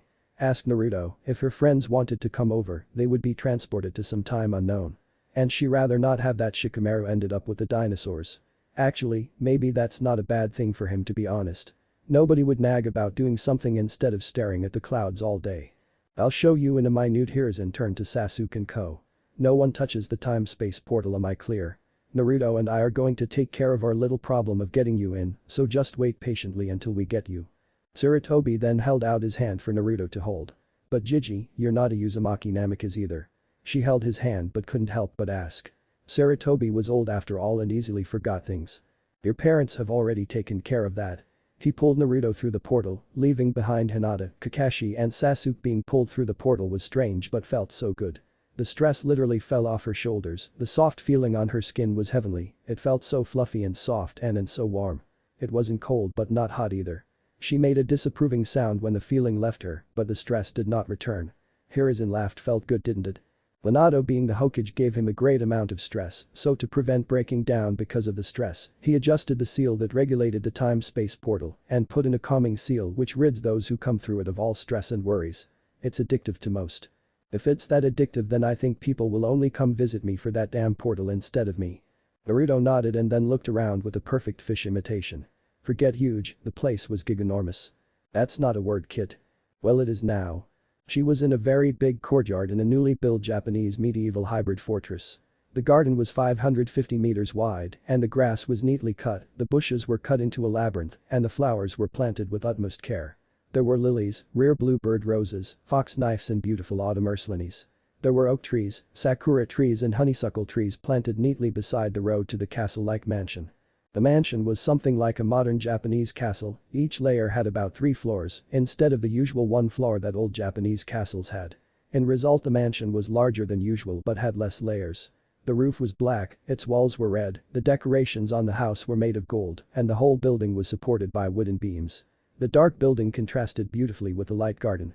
The whole garden was surrounded by a big stone wall, seals carefully carved on its surface and there was animal life everywhere. Butterflies, ladybugs, squirrels, you name it. The whole thing looked like something from a picture book actually. Whistle, you've got a nice place. I'm jealous. Oh, so the meadow that took so long to prepare for you isn't good enough for you? Fine, I have no problem with putting you in that cage again. I didn't mean it like that. Geez, you really love to bully me, don't you?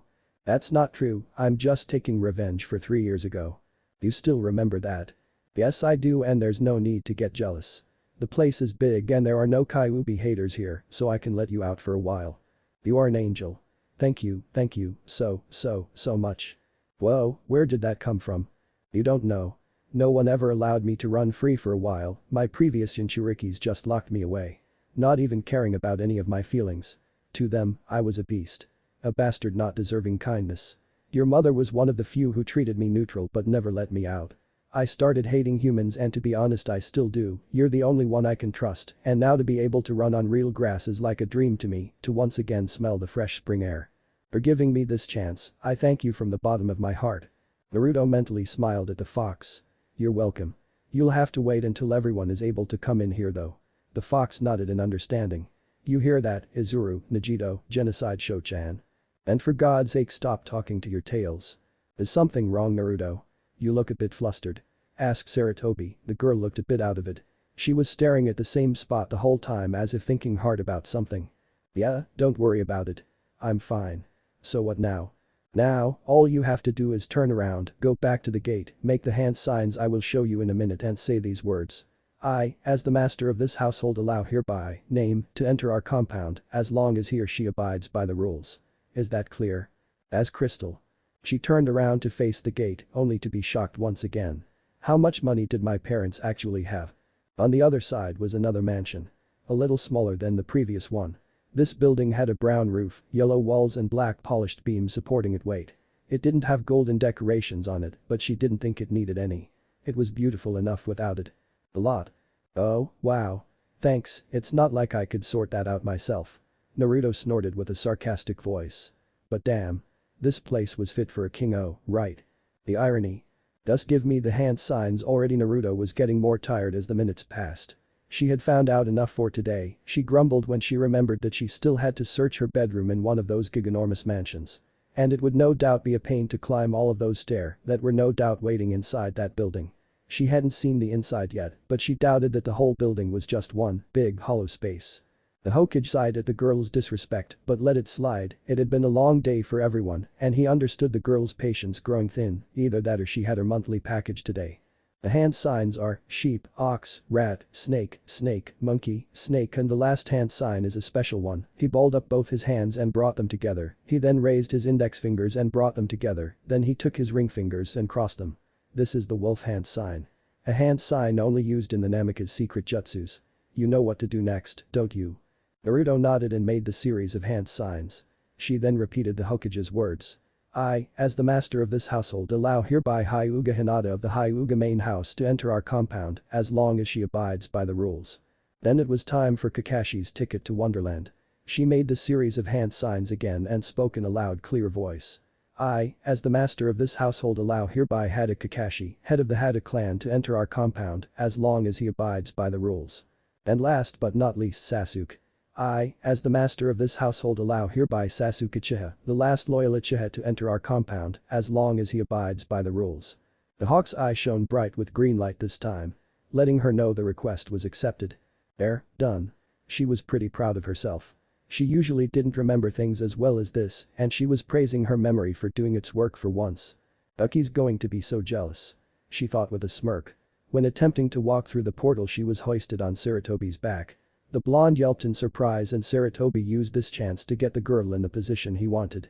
It took a while, but he got the girl to piggyback ride him. He may be old, but his body was still strong since he trained every day. It was his duty as a Hokage to keep training, even now that he had exceeded the age of 60. Wow, what are you doing, Gigi? She pulled down the skirt of her dress by reflex. She even forgot that she wore shorts underneath her dress in the midst of the embarrassing situation. I felt like he didn't say anything else, but in reality, he wanted nothing more than to embrace her and not let go for 2 hours. She was growing up so fast and he didn't like it one bit. He still remembered her birth like it was yesterday. His wife, Bawako, had helped Kushina when she was giving birth. He had lost her the very same day, but in return got a little ball of compressed sunshine. Naruto could get anyone to cheer up and warmed even the coldest of hearts without them realizing it. For her to grow up this fast was sad and he would like to have Naruto on his back for one last time. The girl would soon hit puberty and would tell him she would be too old to get a piggyback ride or something. Who am I kidding, no matter what. Naruto would always have that childish side to her. Nothing could destroy that. He smiled at the thought of an adult Naruto acting like a 5-year-old when she saw something she liked. Usually the forbidden jutsu children often used would be forgotten over time, but Naruto never forgot it. That dreaded puppy eyes no jutsu was a fearsome technique, not to be taken lightly. Naruto huffed in annoyance but quickly began to enjoy the nostalgic act her surrogate grandfather started. His firm muscles were a shock to her, they were rock hard. Her grandfather was truly the definition of badassery. Imagine this as a pairing. I think I'm going to barf. Sarutobi firmly grasped her legs so she didn't fall off and entered through the portal. The warm feeling crept into her being again and found Sarutobi's words spot on. It's actually getting addictive. When getting on the other side, she was surprised when Sasuke suddenly blushed. What is he blushing about?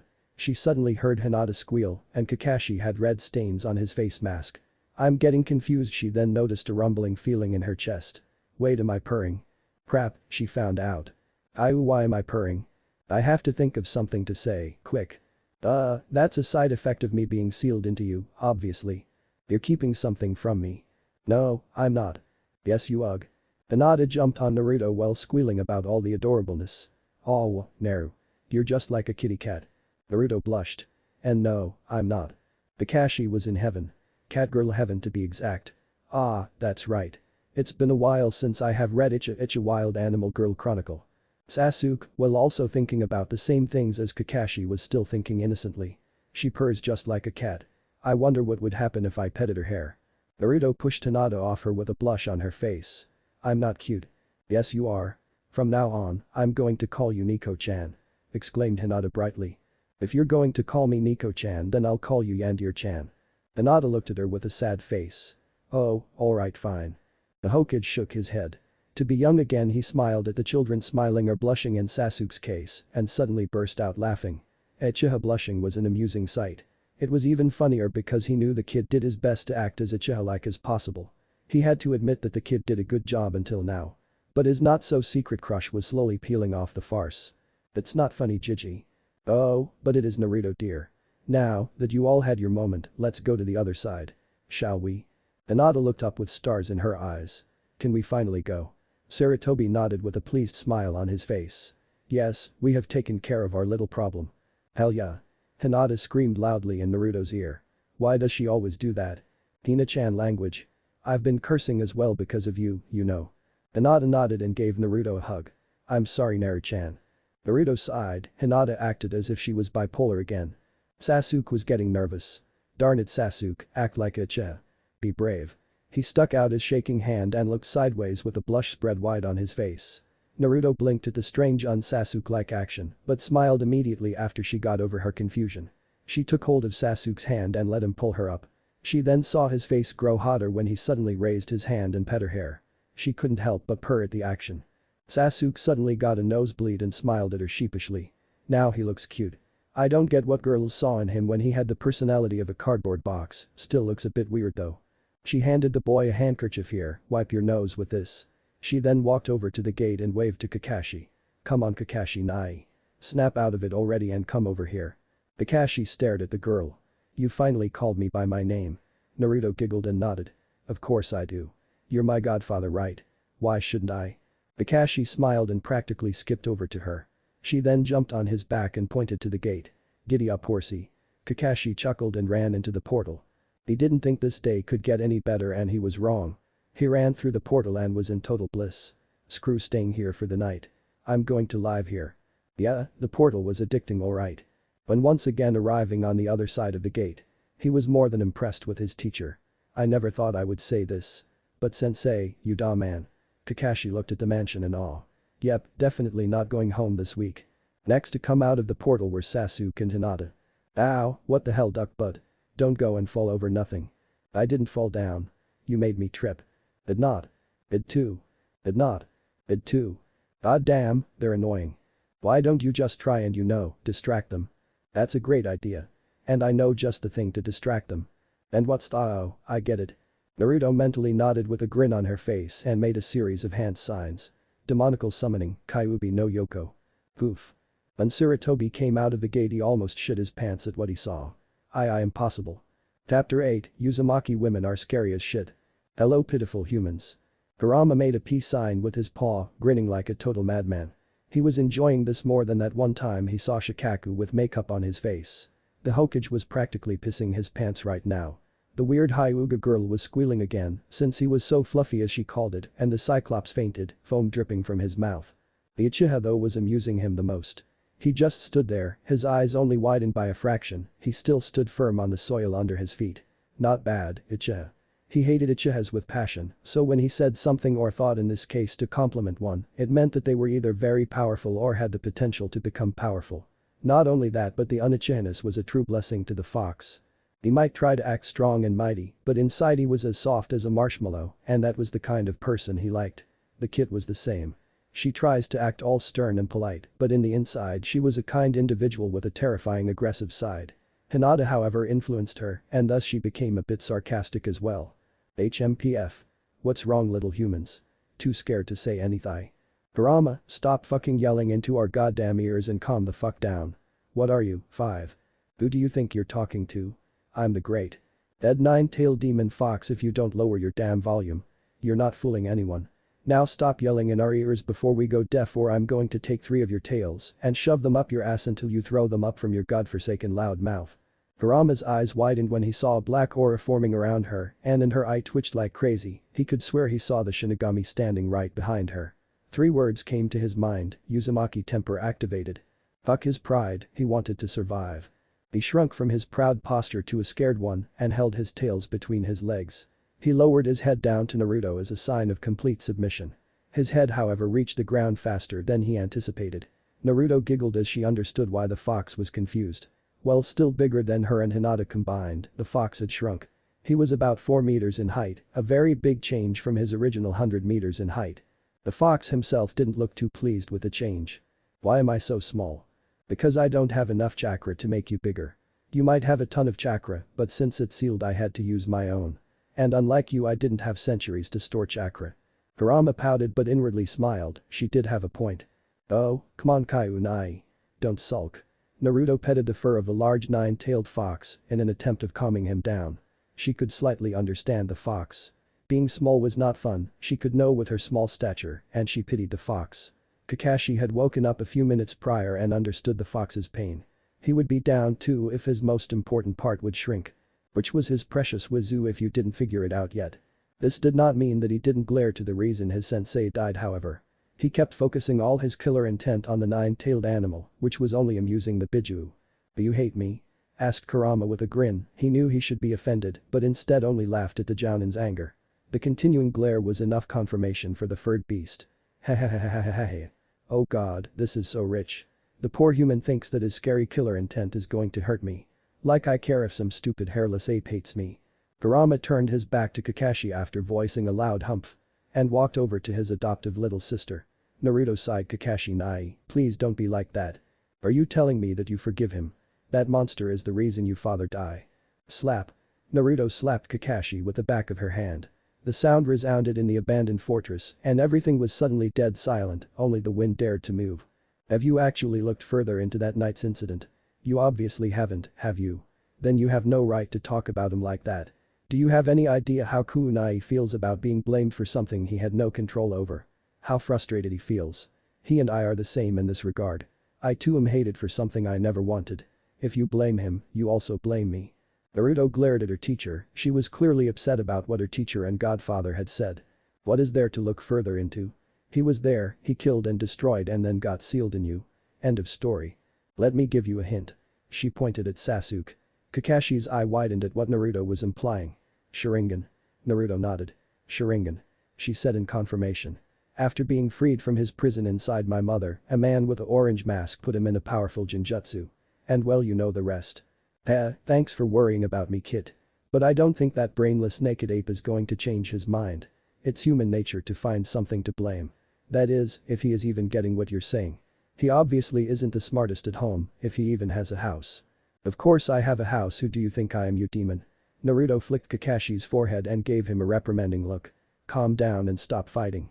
The measly insect who lost all his money to porn books and can't pay his rent anymore. And you stop taunting him. Now shake hands and apologize to each other before I get mad. Or else.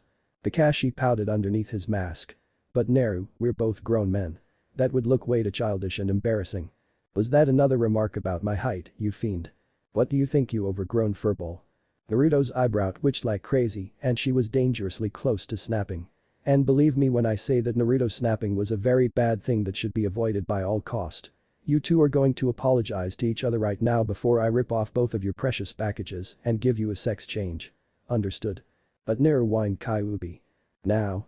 Naruto was not in the mood for this shit. The next bed she saw would be hers for the night.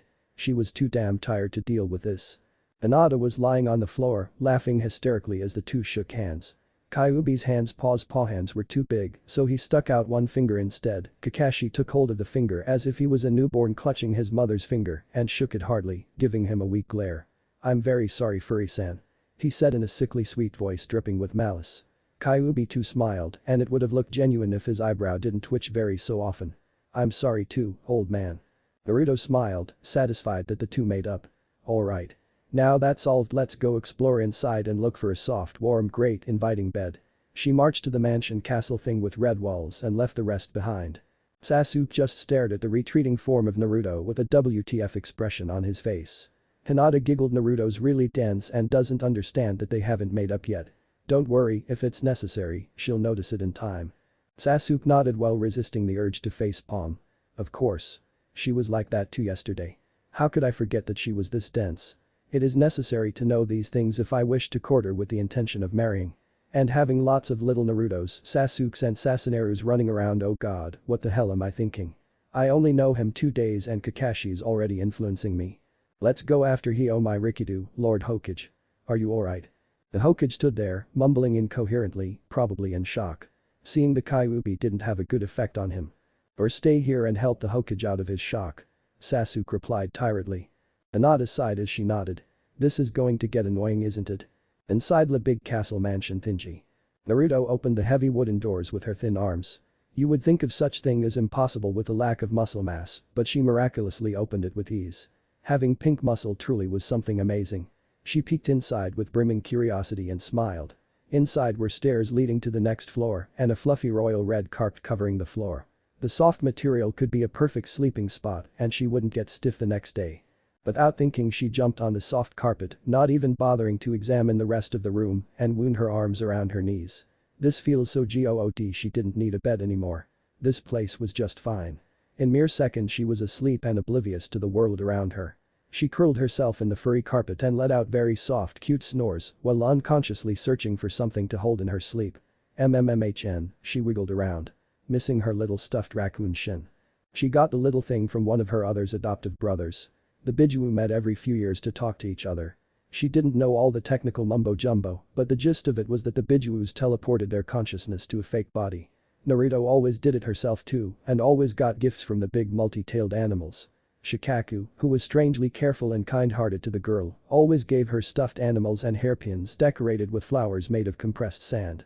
The two tails named Matatabi, a two-tailed cat, gave her perfume and incense that gave a calming effect since she knew that Naruto always got stress from her daily life. The three-tailed turtle, Isobu, enjoyed to play shogi with her and gave a gold piece every time she saw him. The four-tailed ape Son Goku gave her clothes that mended themselves when being damaged since he knew how clumsy she could be, especially when she trained. The five-tailed dolphin horse Kakuo gave her a huge mountain of heavenly Pocky. Ramen was her favorite food, but Pocky was her all-time favorite snack. She ate 12 boxes of Pocky every day without a fail, and she loved every flavor in existence: strawberry, banana, pear, milky chocolate, dark chocolate, white chocolate, orange, lemon, raspberry, and the best Pocky of all time, sweet green tea flavor. That one was just out of this world. It was so good and yummy, and it was just really good if you know what she meant. The six-tailed beast, a big slimy slug named Seiken, gave her these amazing bath lotions and other things which smelled good and was good for the skin. The eight-tailed ox with the body of an octopus, or like she called him, Octo-Ox, was named Jayuki, gave her sealing ink of the best quality, and Kurama granted her a kimono or yukata if she behaved well. She missed Shin a lot, especially since he was such an important gift from Shikaku Nai-sama. She frantically started to search in her sleep until she suddenly found something to cling onto. This something was Sasuke, who thought the girl had hurt herself or something. Said Uchiha had just fainted again at the sudden embrace the girl gave him and collapsed on the floor next to her. Blood seeping from his nose. Kakashi only shook his head. Children, he picked up both children and supported them by putting an arm underneath both of their backs and let them lean on his chest. Hokage-sama, where is the master bedroom? Kakashi asked. On the second floor, first door to your left. Kakashi nodded and walked to the room. There was only one problem though. When arriving there neither Naruto nor Sasuke would let go of his shirt.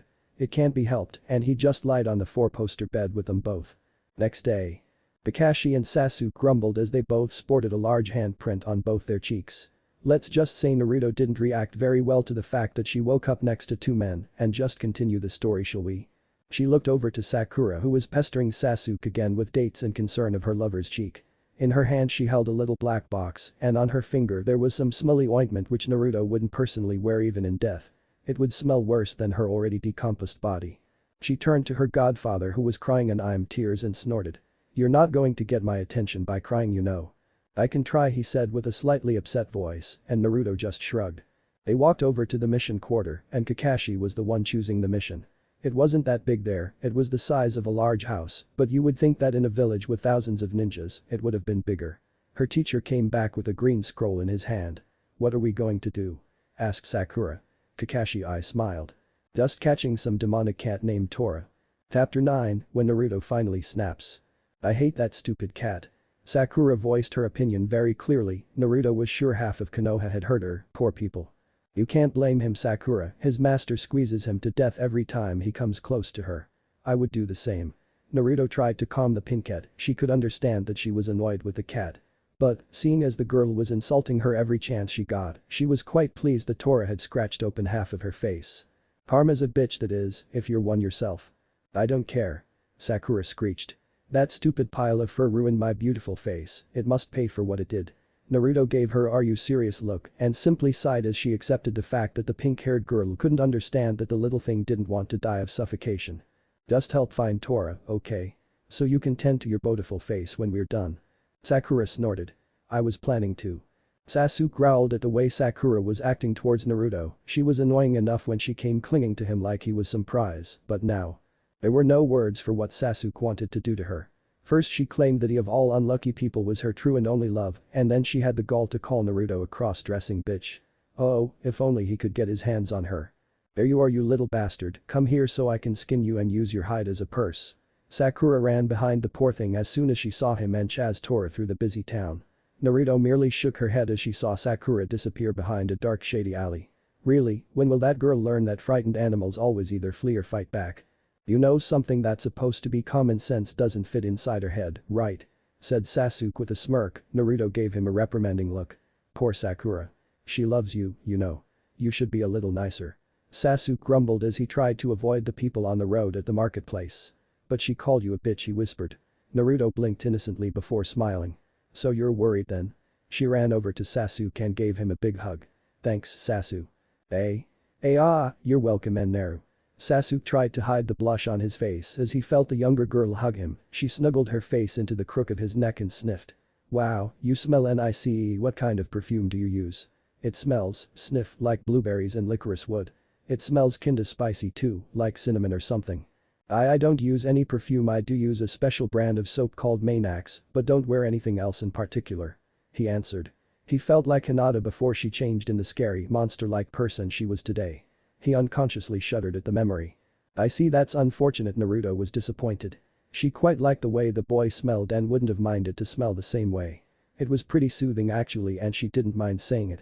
It had been a week since they got their first mission and the two had grown a little more comfortable with each other. They talked, teased each other, and sometimes even rolled over the floor in laughter at each other's tendencies as if they had known each other for years. The downside was that Pepto-Bismol Aka, the pink banshee, was calling Naruto names and pushed her away when walking next to her beloved.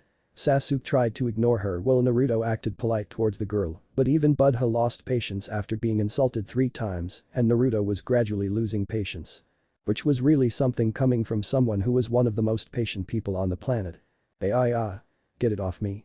Seems she got herself attacked by the cat again, Sasuke stated bluntly. He groaned as he heard the next thing the pink thing screamed. Sasuke, save me, my love.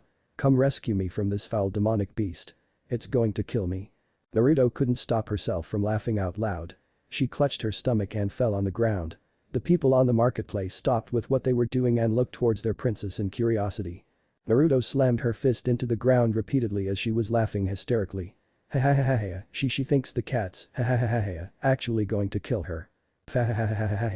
Oh god, Sasuke I ha ha ha, pity you so my friend, ha ha ha ha ha ha ha. Poor Sasuke just got put in the free ensign. Calm down kid, you're going to choke if you don't stop laughing. Haha but it's so, ha ha ha ha ha ha, funny. It's not going to be funny if you're dead. She kept laughing for a few minutes before she finally was able to calm the fuck down as Kyuubi called it. Naruto still had the giggles, but it was better than nothing. Okay. I'm done. Let's go to Pinky Kardashian before she loses her stunning beauty to poor Tora. Sasuke nodded and followed Naruto as she walked to the screeching noise. 5 minutes later inside a dark shady alley. Sakura screeched as the cat was ruining her new dress, she had purchased it to please the eyes of her eternal love, Sasuke. Who apparently loved the color red. She didn't care if the furry animal was scared and tried to defend itself, all she cared about was that her dress survived the battle. Sakura ruthlessly grabbed a kunai from her kunai holster and tried to stab the critter, only to be stopped by Naruto. What do you think you're doing? Her voice was cold, almost emotionless. However it felt like a sea of malicious intent could be felt raging beyond that cold facade. Sakura flinched as Naruto added more pressure to her wrist and tried to pull her arm away, which only resulted in Naruto squeezing even harder. I think you didn't hear me, so I'll repeat myself. What do you think you're doing? That's none of your business. She screamed. Naruto growled in clear annoyance. Not my business. Not my business. You're telling me that Tora, who had done nothing wrong, was almost killed. By you, might I add. Is none of my goddamn business. If you don't tell why you almost did what you were going to do right this instant, I swear I will take away your chance to ever get children. That is, if you even find a man stupid enough to endure that rotten personality of yours. Fine. You want to know why? That stupid furred waste of space there has ruined my dress. Your dress? You tried to kill him because of a stupid dress. Are you retarded? Naruto finally snapped. Fuck being polite. This girl was the most bitchy person she had ever met. She tried to rid a sentient being of life for the sake of a stupid rag, what the actual fuck? Shut up, do you know how much this dress cost me? I had to save 3 weeks of allowance just to buy it. Oh I see, well I guess it's alright since a fucking life is worth less than 15 bucks. How would you feel if some pink-haired Akame chased you through town? I don't think you would let yourself be touched by someone like that either, would you El? I'm not an Akame. Sakura tried to defend herself. It's just a stupid cat anyway. Naruto took a deep breath and smiled in a sickly amused way. Oh, a stupid cat you say? Naruto's voice was terrifying in its own way. The sweet voice dripped in malice that came from her mouth struck fear in Sasuke and Sakura. Kakashi, who was watching his team's interaction from afar, was rather impressed by the way his godchild was using killer intent. However, he knew that most of the killer intent she was using was borrowed by the Kyuubi, he didn't like the fact that she used it on her teammates either. Must I remind you that Tora is the cat of the daimyo's wife? If Tora dies I'm sure she would be very sad and would grieve her pet's death. I doubt that the daimyo would be very pleased with the fact that his wife was stricken with grief. What do you think would happen if they found out you were Tora's executioner? And for something as petty as a dress no less. Sakura shivered as she heard joy and giddiness in every word Naruto said. Her legs were failing her as she saw her teammate's face. Naruto was smiling, but that was not why she suddenly felt this sudden fear. Instead of the blue forgiving eyes Naruto used to have, there were 2 scarlet eyes glaring at her.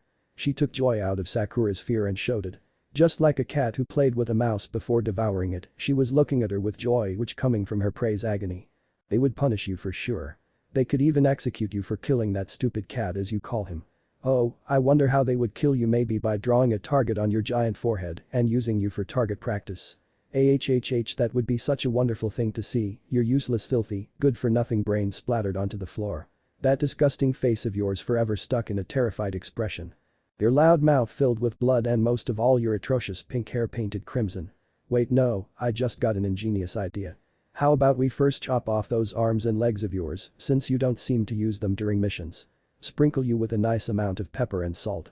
Let you tender up by letting you get trampled by 10 horses and then roast you alive. I don't think Kurama would mind eating weakling tonight. Stop. You're losing it. I don't want to, Kyuubi. It's too much fun. Naruto giggled. Kyuubi realized that he had done something very stupid. It seemed like the purring wasn't the only thing that got added to his adoptive little sister. But a hunger for destruction as well. He wanted to bop himself on the head.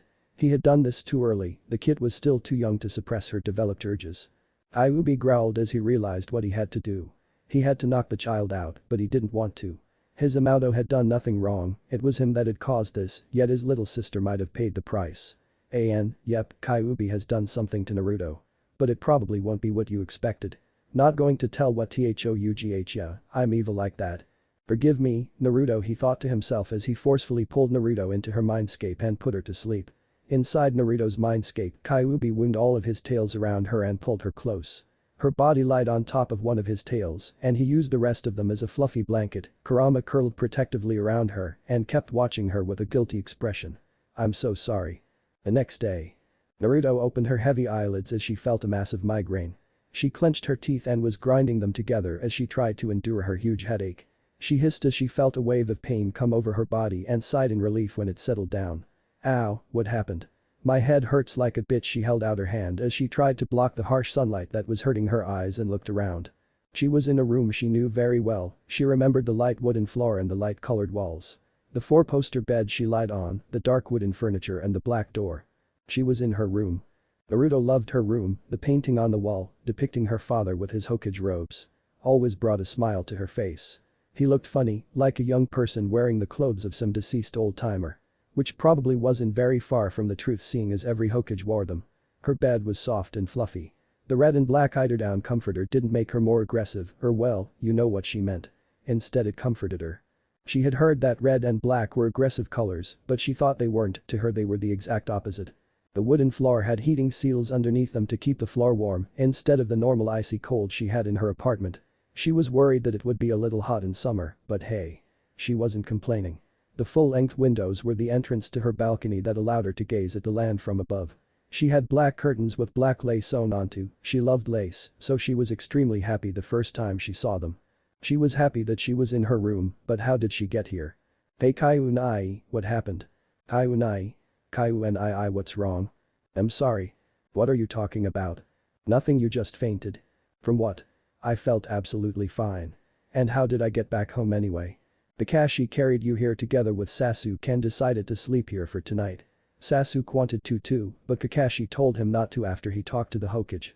You'll get harder missions from now on because they think it isn't a good idea anymore for you guys to be involved in any D-rank missions for a while. You're going to get a C-ranked mission today.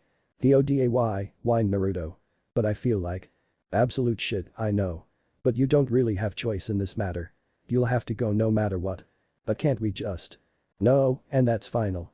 Can't I just tell Kashi that I feel really bad? For the last time, no means no. Geez, you're no fun. You didn't even tell me why I suddenly went to La La Land when I was reprimanding Sakura. Which reminds me, what happened with her? She's a bit traumatized if anything, but she's fine. How did she get traumatized? She's normally the person who traumatizes people.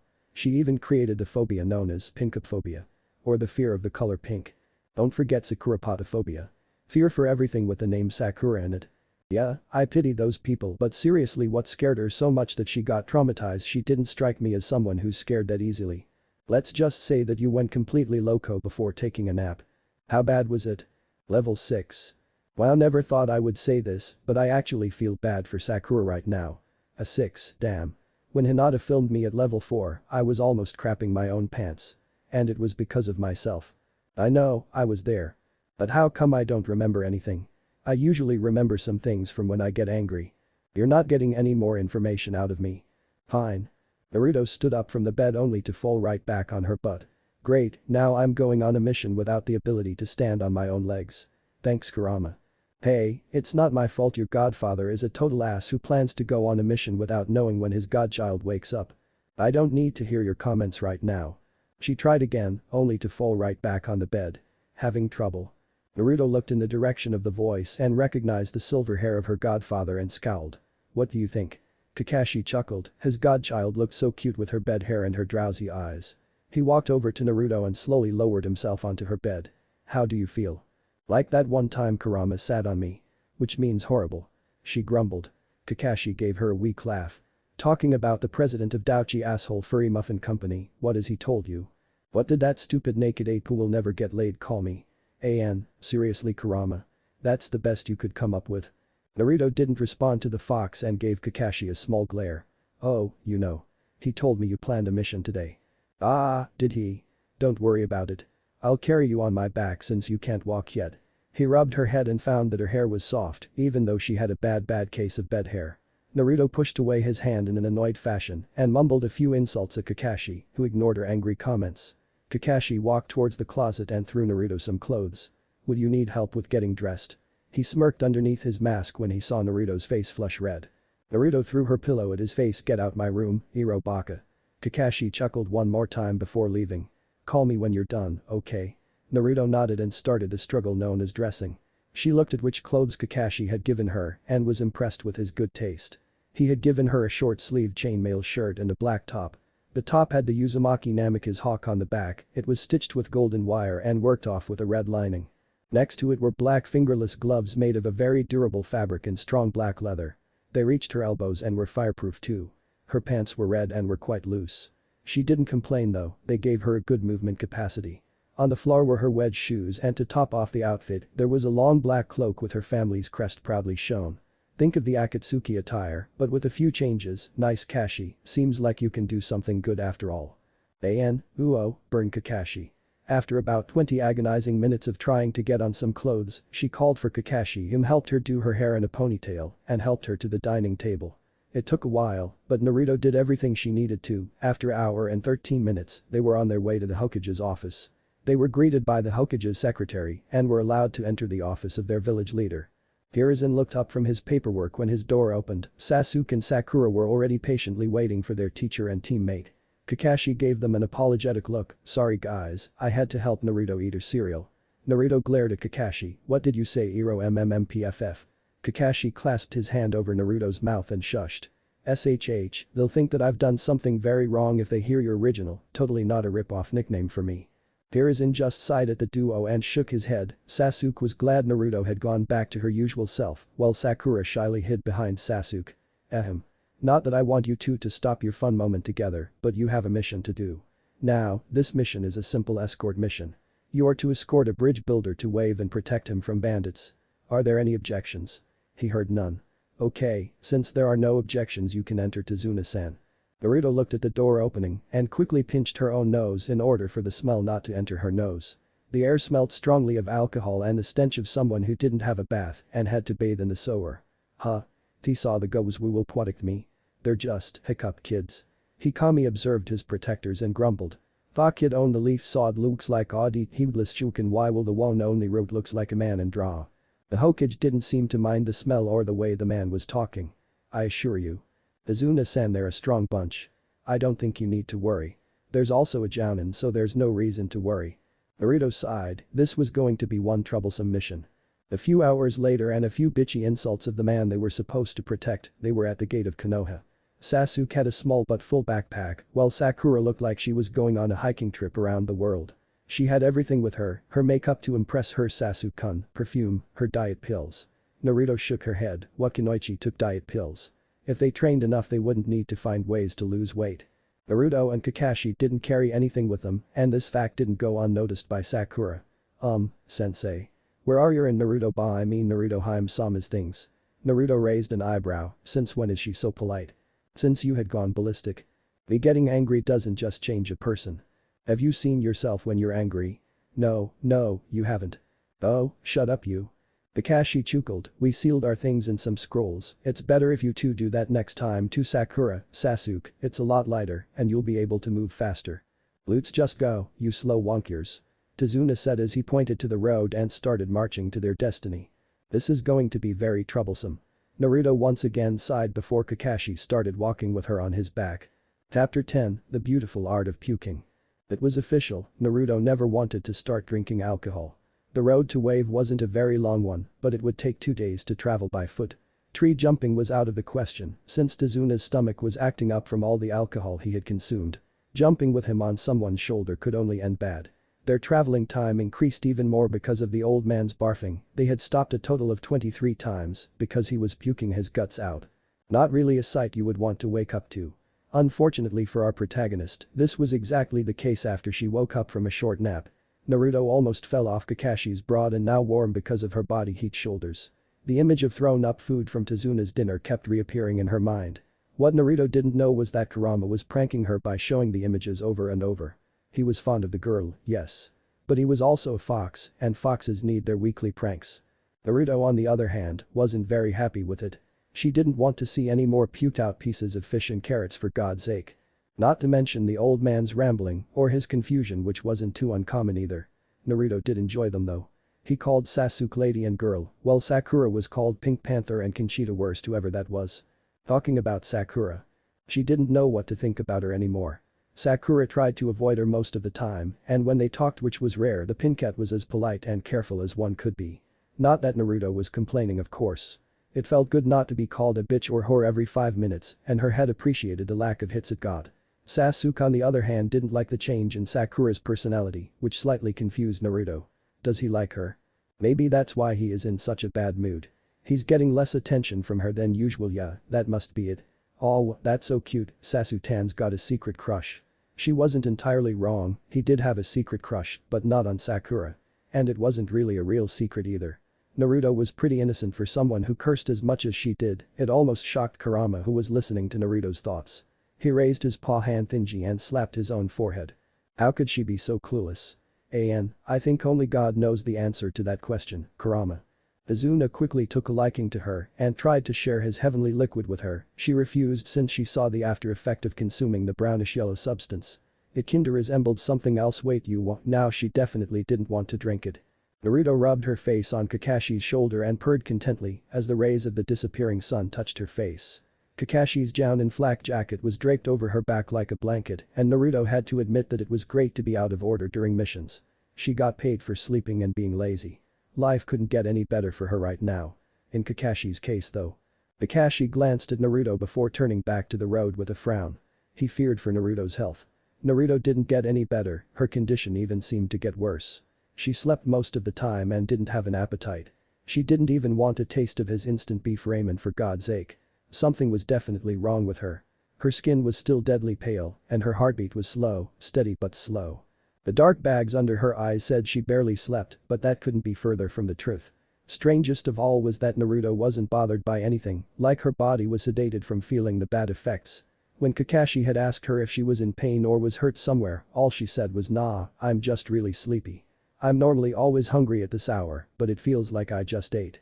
I still can't stand on my own legs, but other than that, I feel amazing." The answer only worried him further. Her body was obviously suffering, it showed signs of fatigue, and her immune system was trying to defend her body against something without the girl noticing it. He sighed and looked up to the sky. The sun was going down and he decided it was time to set up camp. He took one last glance to the sick girl and then turned to his client and remaining students. "It's getting late," he said. "It's about time we set up camp. Sakura, go and gather some firewood, and Sasuke, you will go searching for something to eat. We need to save our provisions since this mission is going on longer than we first thought, since there were some technical difficulties with Tazuna-san's stomach." Tazuna smiled sheepishly at the glaring Sasuke. Kakashi clapped in his hands. "Come on, don't just stand there. Get to work, you two." Sakura nodded and ran into the forest. Sasuke also turned around, but before he walked into the sea of trees beside the road to wave, he stopped. "Kakashi," he began, his voice serious and grave. Kakashi's eye narrowed. "What is it, Sasuke?" Sasuke looked over his shoulder. "What's wrong with her? I never saw Naruto getting sick, especially not for this long." Kakashi sighed. "I don't know, Sasuke, I really don't. It's been bothering me, but I just can't find what's wrong with her. She doesn't seem that bothered by whatever she has. But it's obvious her body is." He combed his hair with his fingers, sighing as he did so. "I don't know, maybe it's not as bad as it looks. For now, all we can do is make her as comfortable as possible and wait. I'll ask Kyuubi if he knows what's wrong with her. This just isn't normal anymore. I promise she will get better, Sasuke, just go out to search for food." Sasuke nodded and also ran into the forest. He almost tripped as he heard Kakashi screaming one last thing. Oh, and Sasuke. Don't space out too much while thinking of Naruto as a catgirl housewife. "Screw you, Haddock, you damn pervert," he screamed back. Only one thought appearing in his head. How the hell did he know about that? But Kakashi. Kakashi was in charge of making camp with Tazuna. Both he and his client knew their respectable jobs and started immediately. Kakashi searched for a clearing close to the road, but not too close so they wouldn't be detected too easily. After 7 whole minutes, the Jounin found a small clearing close to a little spring. "Looks like we don't have to worry about water for now," Kakashi mused. He then cleared the clearing from the little branches on the ground and put it aside until Sakura returned with the firewood. It was great material to start a fire with. Tazuna took Naruto from Kakashi and made sure she was comfortable. He placed Naruto's head on his lap and combed through her hair with his fingers to calm her. earning a content sigh from the girl. She snuggled into the touch and let out a soft rumble from her chest. "It still amazes me how cat-like she can be," he said to Kakashi, trying to begin a conversation. Kakashi chuckled and nodded while he was setting up the last tent. "Yes, just don't say that when she's listening, or you'll end up getting a large bump on your head." Kakashi finished setting up the last tent and wiped the sweat from his brow before walking over to Tazuna. He gave Naruto a soft pat on the head. "I'm going back to the road for a moment, Tazuna-san. I need to check or my students are back yet. Are you coming with me?" Tazuna shook his head negative. "No, I'll stay here, I don't want to wake up our sleeping beauty here," he whispered with a grin, trying to not wake Naruto from her dreamless sleep. Kakashi nodded and left after he placed a quick protective barrier around their temporary base and shoeshined to the location he last saw Sasuke and Sakura. But Sasuke and Sakura? Poof. Kakashi arrived at the road a few seconds later, he looked around for signs of his students, only to find Sakura staring absent-mindedly at the trees. She was completely in her own world, absorbed in thought and didn't even notice him. Sasuke on the other hand was leaning against a tree with 2 rabbits, 4 fish, a handful of nuts, and a few eatable roots lying beside him. "What took you so long, Kakashi?" he said, irritated. "Easy, Sasuke. No need to get all upset. I'm here now, aren't I?" he said in a laid-back voice. His eye looking like an U upside down. Sasuke TSK''T before picking up the food from the ground and walking over to his silver-haired teacher. "Whatever, just don't get so late again." Yeah. Whatever, Genin." Kakashi grinned when he saw Sasuke scowl. "Sakura." Kakashi screamed to get her attention. The pink-haired girl jumped up. What? Kakashi-sensei. How long were you standing there?" "Longer than I should have, Sakura. Get over here before someone finds our camp. You wouldn't want Naruto to get hurt, would you?" Sakura's eyes widened before she picked up the bundle of firewood she had gathered. She ran over to the 2 male members of her team and Linky. Her arm with Kakashi's. "What are we waiting for? Let's go already, you slowpoke." Kakashi chuckled. The talk the Hokage had with the girl apparently did a lot of good. He just hoped it was the right decision. Sasuke put his hand on Kakashi's shoulder and nodded to let his arrogant teacher know he was ready. "Alright, are you two ready?" He got 2 nods. "Okay, here we go then." Poof. At temporary base of fluffiness. Poof. Smoke appeared in the little clearing Tazuna was sitting in, his coughing could be heard as smoke filled his lungs, and his wheezing complaint was not left unheard. "Can't you see that there's a sick person here? I don't care whether it's cool or not, keep your damn smoke in check. Who taught you guys manners?" "SHH, Tazuna-san. Don't yell, you'll wake up Naruto." Kakashi put his finger on his lip and shushed. "I think it's a little bit yawn, too late for that, Kashi." Kakashi smiled and patted her head. "Good evening, Naruto. Did you sleep well?" Yeah, wait, it's already evening." Naruto yelled, "Why didn't you wake me up?" "Because you should rest as much as you can. You're sick, so it's good if you sleep." Kakashi said in a matter-of-factly way. Naruto scowled. "I already told you that I feel totally fine. Stop treating me as if I'm dying of some incurable disease. I swear to God." She slapped Kakashi's hand off her head and pouted. She glanced at Sakura and Sasuke. "You're going to start making dinner?" she asked. Kakashi nodded. "Lem help." She tried to crawl to the middle of the clearing but got stopped before she could really get anywhere.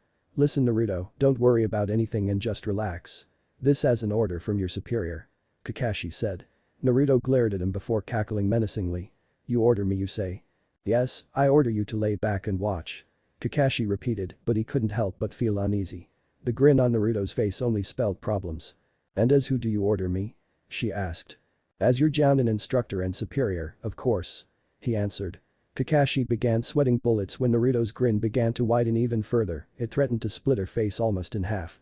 "Then, I order you. As your princess. To let me help you with dinner. Am I understood, Jounin had a Kakashi?" "Wha? Did you really just say that, Naru? That's not fair." Kakashi yelled. Naruto merely shook her head. "Do you want us to be found, Kashi? Lower your voice." "But you, how can you just, it's not fair," Kakashi said. "And you using your Jounin title is? But you're ill." Kakashi once again screamed. Izuna coughed in his hand, getting attention from the rest. "Look, if the kid feels fine. Let her help, she can stop if she feels bad all of a sudden or if she feels tired again." Naruto gave him the thumbs up. He then flashed a grin. His mouth was filled with white shiny teeth which blinded Kakashi and his poor Genin. "Oh my god, my eyes. His teeth are even worse than guys." Kakashi fell to the ground dramatically while holding his eyes. He fell next to Sasuke and Sakura who were rolling on the ground, also holding their eyes. Naruto just put her arm before her eyes since she already went through the same thing. It happened when Kakashi went to get Sakura and Sasuke after he had set up camp yesterday. She woke up for a moment and the old man gave her the almighty grin of holy light. Imagine the title being said by some dude with an epic voice to get some drama in there. Which she got the honor of to see from close by. She looked at her teammates and sighed. Guess I'll have to start cooking without them. She took off her cloak and went to work. She asked Izuna to make the fire while she cleaned the 2 rabbits and the 4 fish she saw lying on the ground. The old man agreed and carried her to the stream close to their camp. He then used the small branches for starting the fire and then threw the firewood on top of it to make the fire larger. Naruto called for Tizuna and the old bridge builder hurried to get her. When returning, she cut up the bunnies whom were now without pelt, head and intestines and rubbed some salt, oil and rosemary she had sealed in her scroll on the meat. She asked Izuna to put the bunny above the fire to cook. She then put the fish on sticks she found around the stream and gave them to Tizuna after sprinkling some salt and oil over them. Tizuna also took the nuts she cracked out of their shells to the fire to roast them. Naruto took 5 plates out of her sealing scroll and put 2 roots and a half on each plate. She ate the last piece of eatable root and Tizuna gave her a reprimanding look. What? That isn't really fair, is it? You guys complained about me being all weak and stuff. Be happy that I'm hungry. Tizuna sighed. It's about time that you got hungry. It would the first time you ate in 2 days. Would you stop it already? I'm Naruto effin Uzumaki Namikaze and not some weak female. I'm a full-fledged genin, not that it's the highest rank, but I'm a kunoichi who deserves respect. I can take care of myself, you know. Izuna looked at her, bothered. Look, it's good that you want to become independent, but you're still a child. What would your parents say when you get home all sick and weary? Nothing. She answered. Pardon me? Tizuna questioned. They would say nothing. The dead can't talk after all. She said casually. Tizuna's eyes widened. Your parents are dead. Naruto nodded. Never even met them. They died hours after I was born. Who raised you then? Nobody. I lived the first 3 years in the orphanage before they threw me out and then spent the next 4.5 years somewhere else. She told him as she was staring at the fire and poked it with a stick. Where? I'd rather not think about it, she told him quietly. Oh, I'm sorry about bringing it up. Naruto gave him a grin and patted him on the shoulder. Nah, don't be. You didn't know. She picked up a little stone on the ground and threw it towards the downed Kakashi. Ow. Naruto snickered at her godfather and smiled at him. Dinner is ready, Kashi Nai. Kakashi rubbed over his head. You could have just called me. Now, where's the fun in that? Naruto grinned at her godfather. Kakashi shook his head and picked up Sasuke and Sakura from their fetus position. 5 minutes later. Kid, you need to give me the recipe. Tizuna yelled in Naruto's poor innocent ear. And you need to stop drinking, but we both know that will never happen. You saw how I prepared the rabbit, so stop asking. But I wasn't paying attention, Tizuna pouted. Sasuke slowly walked over to Naruto and sat down very slowly. He took a hold of Naruto's shoulders with tears streaming down his face. Wait, what? Naruto, I want to hire you as my personal cook. Please accept, I beg you. Naruto whacked Sasuke on his head. Hell no. Do I look like someone who has the time to have 2 jobs? Sasuke smirked. Plan A3 goes into action. Well, I wouldn't mind if you come over to sleep at my compound every once in a while. It's lonely being alone in such a big estate. It's the same for you, right? It's a win-win situation. I can eat good food and you get great company. Naruto put her finger on her chin and tilted her head in a cute way. It doesn't sound bad, I'll think about it. I am against it. Kakashi interrupted. Naruto, if you want company, I would be glad to stay with you a few days, please don't go to Sasuke's place. Naruto arched her eyebrow. Why not? Because wait, you didn't notice. Notice what? Naruto exclaimed. I just don't, okay. It's a bad idea. Hold on, Kakashi. Sasuke interrupted. What right do you have to decide that for her? Oh, didn't you know, little genin? I'm her godfather, I have every right to decide where she goes and not goes. Naruto slapped the back of Kakashi's head. I can take care of myself. Now shut up and eat before I shove it down your throat. Yes, ma'am. Both males screamed, scared as hell. Rule number 1 of Team 7. Never piss off Naruto. Was already engraved deep into their memory and they wouldn't disobey that rule anytime soon. Next day. Never do that to me again, old man. Naruto yelled at Tizuna from Kakashi's broad shoulders. I already told you I'm sorry. Forgive me already. You farted on my face. I was sleeping, give me a break. You farted on my face. Naruto repeated. I'm sorry. You better be. I am. Good. Now what happened 2 days ago again? Kakashi sighed. Those two look like little children. Tazuna was 57 for God's sake. I said that when you were having another fantastical nap, we had a little fight with two Chunins known as the Demon Brothers. Chances are we'll meet even more opponents since Tazuna here he pointed at Tazuna with his thumb. Has apparently lied about the rank of this mission and seeing who wants him dead, I doubt they would stop targeting him now. Naruto nodded in understanding. Demon Brothers, where have I heard that name before? Who wants the old man dead? She asked. A man called Gato. He owns a large shipping company but is secretly involved in the black market. He's a horrible man who deals with slavery, thieving, and he has blackmailed thousands of innocent people. He has done many other things, but if we went through everything illegal he has done then we would be sitting here until next week. Okay, but why would he want the old man D? Suddenly, something that could only be called a large butcher knife came flying towards them. Kakashi and Ko could avoid it just in time. Naruto's head whipped to the direction of a chuckling man. My. If it isn't Hada Kakashi of the Sharingan. Fancy meeting you here. Why if it isn't Zabuza Mamachi? I should have known. Kakashi glared at the man before him. He was ready to give Naruto to Tazuna and let his genin protect the both of them. Imagine his surprise when he saw Naruto waving at the jonin and calling him by the cutest nickname he had ever heard. Momo-chan. Chapter 11, Deja Vu. Naruto waved happily to the A-class missing nin like he was some normal acquaintance from down the street. Her smile was broad and kind of goofy, while her eyes lit up like 1,000 stars. She kinda looked like a kid in a candy factory or a happy puppy to be honest, Momo-chan. The man immediately reacted to her call. He turned his body around as her familiar voice reached his well-trained ears. His eyes scanned her body and face. The blonde hair and blue eyes tugged at his memory. The girl had a cloak protecting her body and her skin was deadly pale. It seemed like she was sick or injured and had lost a lot of blood. He guessed it was the first option since there was a lack of the crimson liquid. There was something on her cloak, but it was hard to see since her long hair was draped all over her back and hid the drawing, or in this case her family's crest, from sight. He then took a better look at her face. She had an adorable little nose and full lips. She also had those innocent eyes that pierced his very being and made him a bit nervous. The girl would be a man magnet in a few years, that much was sure. But that was not what was bugging him. The girl knew his name and looked familiar to him, but from where? His eyes widened in recognition when he saw the scars on her cheeks. Her pale complexion made them stand out even more, and thank God for that. He wouldn't have recognized her without them. The girl had grown so much. Naruto? Is that you? Zabuza whispered, too surprised to raise his voice. Naruto nodded positive with a smile on her face. It's been a long time, hasn't it, Momo? What's with the bandages? You look a lot more handsome without them, you know. She grinned when she saw Zabuza sputter in embarrassment with a light blush on his face. She laughed when she saw Zabuza glare at her. Probably wasn't happy with me grinning at him. She thought, amused. But anyway. She began after she had finished her laughing fit. It's nice to see you and all, but I doubt you're here for no reason. You won't find any pretty ladies on a road like this, you know. Zabuza's face became as red as a tomato and smoke threatened to spill from his ears. I wasn't looking for damn PR prostitutes, you rebel. You're a rebel too. Naruto deadpanned. Zabuza blinked owlishly. You do have a point there, but screw you, Naruto. I'm not that kind of guy. Then why did you search for one in Konoha a few years ago?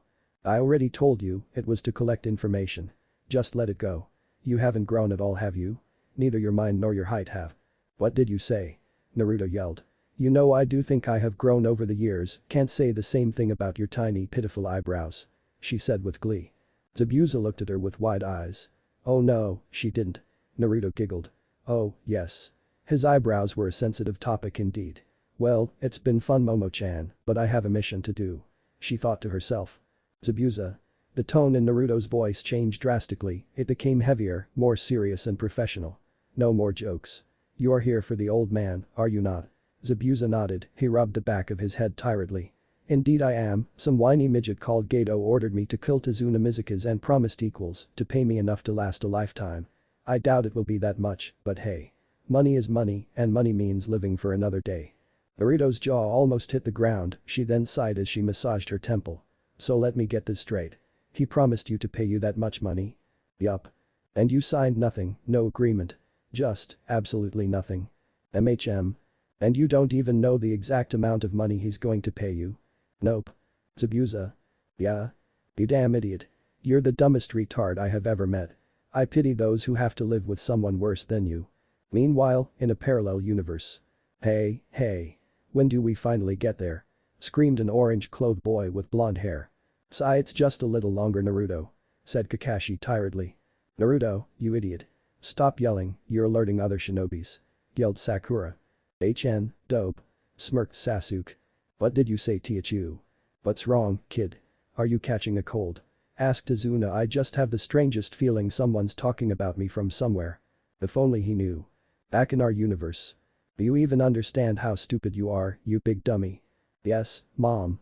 Don't use that tone with me, young man. Kakashi's image of the fearsome devil of the mist was left completely shattered as he saw his student preach the man as if he was a little kid. He couldn't imagine Zabuza killing his whole graduation class anymore because every time he tried, he just imagined seeing Zabuza getting a scolding by a child 2 times younger than him. "You can't say that. I'm older than you." He answered. "I can when you're mentally younger than me." Ooh, that was a painful one. Kakashi winced. It wasn't very rude since she didn't curse, but it was a big blow to Zabuza's pride. Something that ninjas found very important and tried to preserve no matter what. Naruto knew how to humiliate her opponents. That much was obvious, attack their pride, and you practically already won the fight. An angry opponent is much easier to defeat, they attack while blinded by their hate and anger. Such was one of the lessons Konoha taught to their child Eren. And what a useful lesson it was. Well, it's also true that Zabuza and Naruto weren't fighting in a life-or-death battle either. Ah, well. Zabuza's left eyebrow twitched in irritation as he cracked his knuckles. "You searching for a fight?" "It wouldn't be a fight, I'm afraid," Naruto said. Zabuza grinned. "What? You scared? You scaredy cat?" "Oh, no. Of course I'm not scared. It's just that it wouldn't be fair, you see. It wouldn't be much of a fight." Naruto then cackled maniacally, a grin almost splitting her face. "It would be a one-sided slaughter, with me claiming victory. HMPF, look at yourself. You're like a walking corpse and still claim to defeat me. Foolish." Zabuza snorted. "Fine kid, let's just settle this like we always do." "Agreed," Naruto voiced. Zabuza grabbed a hold of his sword stuck in the tree and pulled it out with a grunt. He then casually walked over to the group of leaf ninjas with his sword resting on his shoulder as he held it. Kakashi's eye narrowed and he took a hold of a kunai. He raised it to neck height in a defensive stance. "I don't know where you know Naruto from and I honestly don't care, but I won't let you get closer to my students. Step back," he threatened. "Oh, is poor old Kakashi afraid of the big bad demon?" Kakashi snorted. "You wish." Sakura meanwhile was stuck in her personal inner turmoil, she was looking at the situation with fear. She was afraid of being killed and then being forgotten when everybody she knew had died too. But she had promised the Hokage that she would help Naruto, she had promised him to protect her with her life. And she would not go back on that promise. A few days prior. "And she then told me I would get executed for killing a cat." "A cat, Hokage-sama. I know it's the daimyo wife's but still. She even called my hair atrocious, the nerve." Sakura's arms flailed around as she told the Hokage what had happened, her face red with anger. The Hokage shook his head, the girl may be smart, but she had a long way to go. He could understand that the girl was upset, but she was talking to the Hokage, not the psychologist, and he didn't have the patience nor the time to listen to all the complaints she had. "Look Sakura, I agree that Naruto overdid it, but I don't think you should be talking bad about her. She did, in a way, protect you from harm. Would you have listened to Naruto if she wasn't that vocal?" "Of course not," Sakura exclaimed. The Hokage had to do his best to refrain flinching. Yep, she was a full-blooded Haruno alright. "Okay, now think carefully about what would have happened if you had killed Tora. It's true you wouldn't have been executed, but that meant you would get punished and believe me when I say that you absolutely don't want that. The daimyo may be a pacifist and against violence, but he's very protective of his wife. The punishment wouldn't have been light. You should be thanking her instead of complaining." Sakura crossed her arms and pouted. "You're just siding with her because she's from an important clan." She then turned her face away from the Hokage, her pout still in place. "No offense, Hokage-sama, but that's not fair." The Hokage's eyes narrowed dangerously. He sat there looking at her, interlacing his fingers underneath his chin and bending his head towards her. "Miss Haruno, you have no idea what you are talking about." Her body became stiff and she shuddered involuntarily when his heavy voice reached her ears. Gone was the kind, weary old man she was talking to, in his place was the Hokage, a man who survived many wars and ruled over Konoha. She was unable to move nor speak as that very same man looked her dead in the eye. "Not only do you come here to waste my time, but you also claim that it's unfair for Naruto to claim her birthright. I don't know if you're serious or not, but if you are against the 371th shinobi law, then there will be a trial in Konoha's main court, which will be a public trial. The costs of this will be 25,000,000 yen and shall be coming from your own bank account. This is not a joke, Haruno-san. This will of course not mean that you will be victorious and..." Hokage-sama, what is the 371st shinobi law exactly? I don't recall learning about that law in the academy. Sakura asked, stuttering nervously. The 371 shinobi law, the prestigious clans and their respectable members, should be respected and acted kindly upon, as these have helped Konoha since ancient times. Is one of the most important laws in Konoha. The reason this is not taught in the academy is simply because we don't want the children of important clans to be treated like gods in the academy. This however changes when they graduate and they have proved themselves to be capable shinobi worthy of their clan status.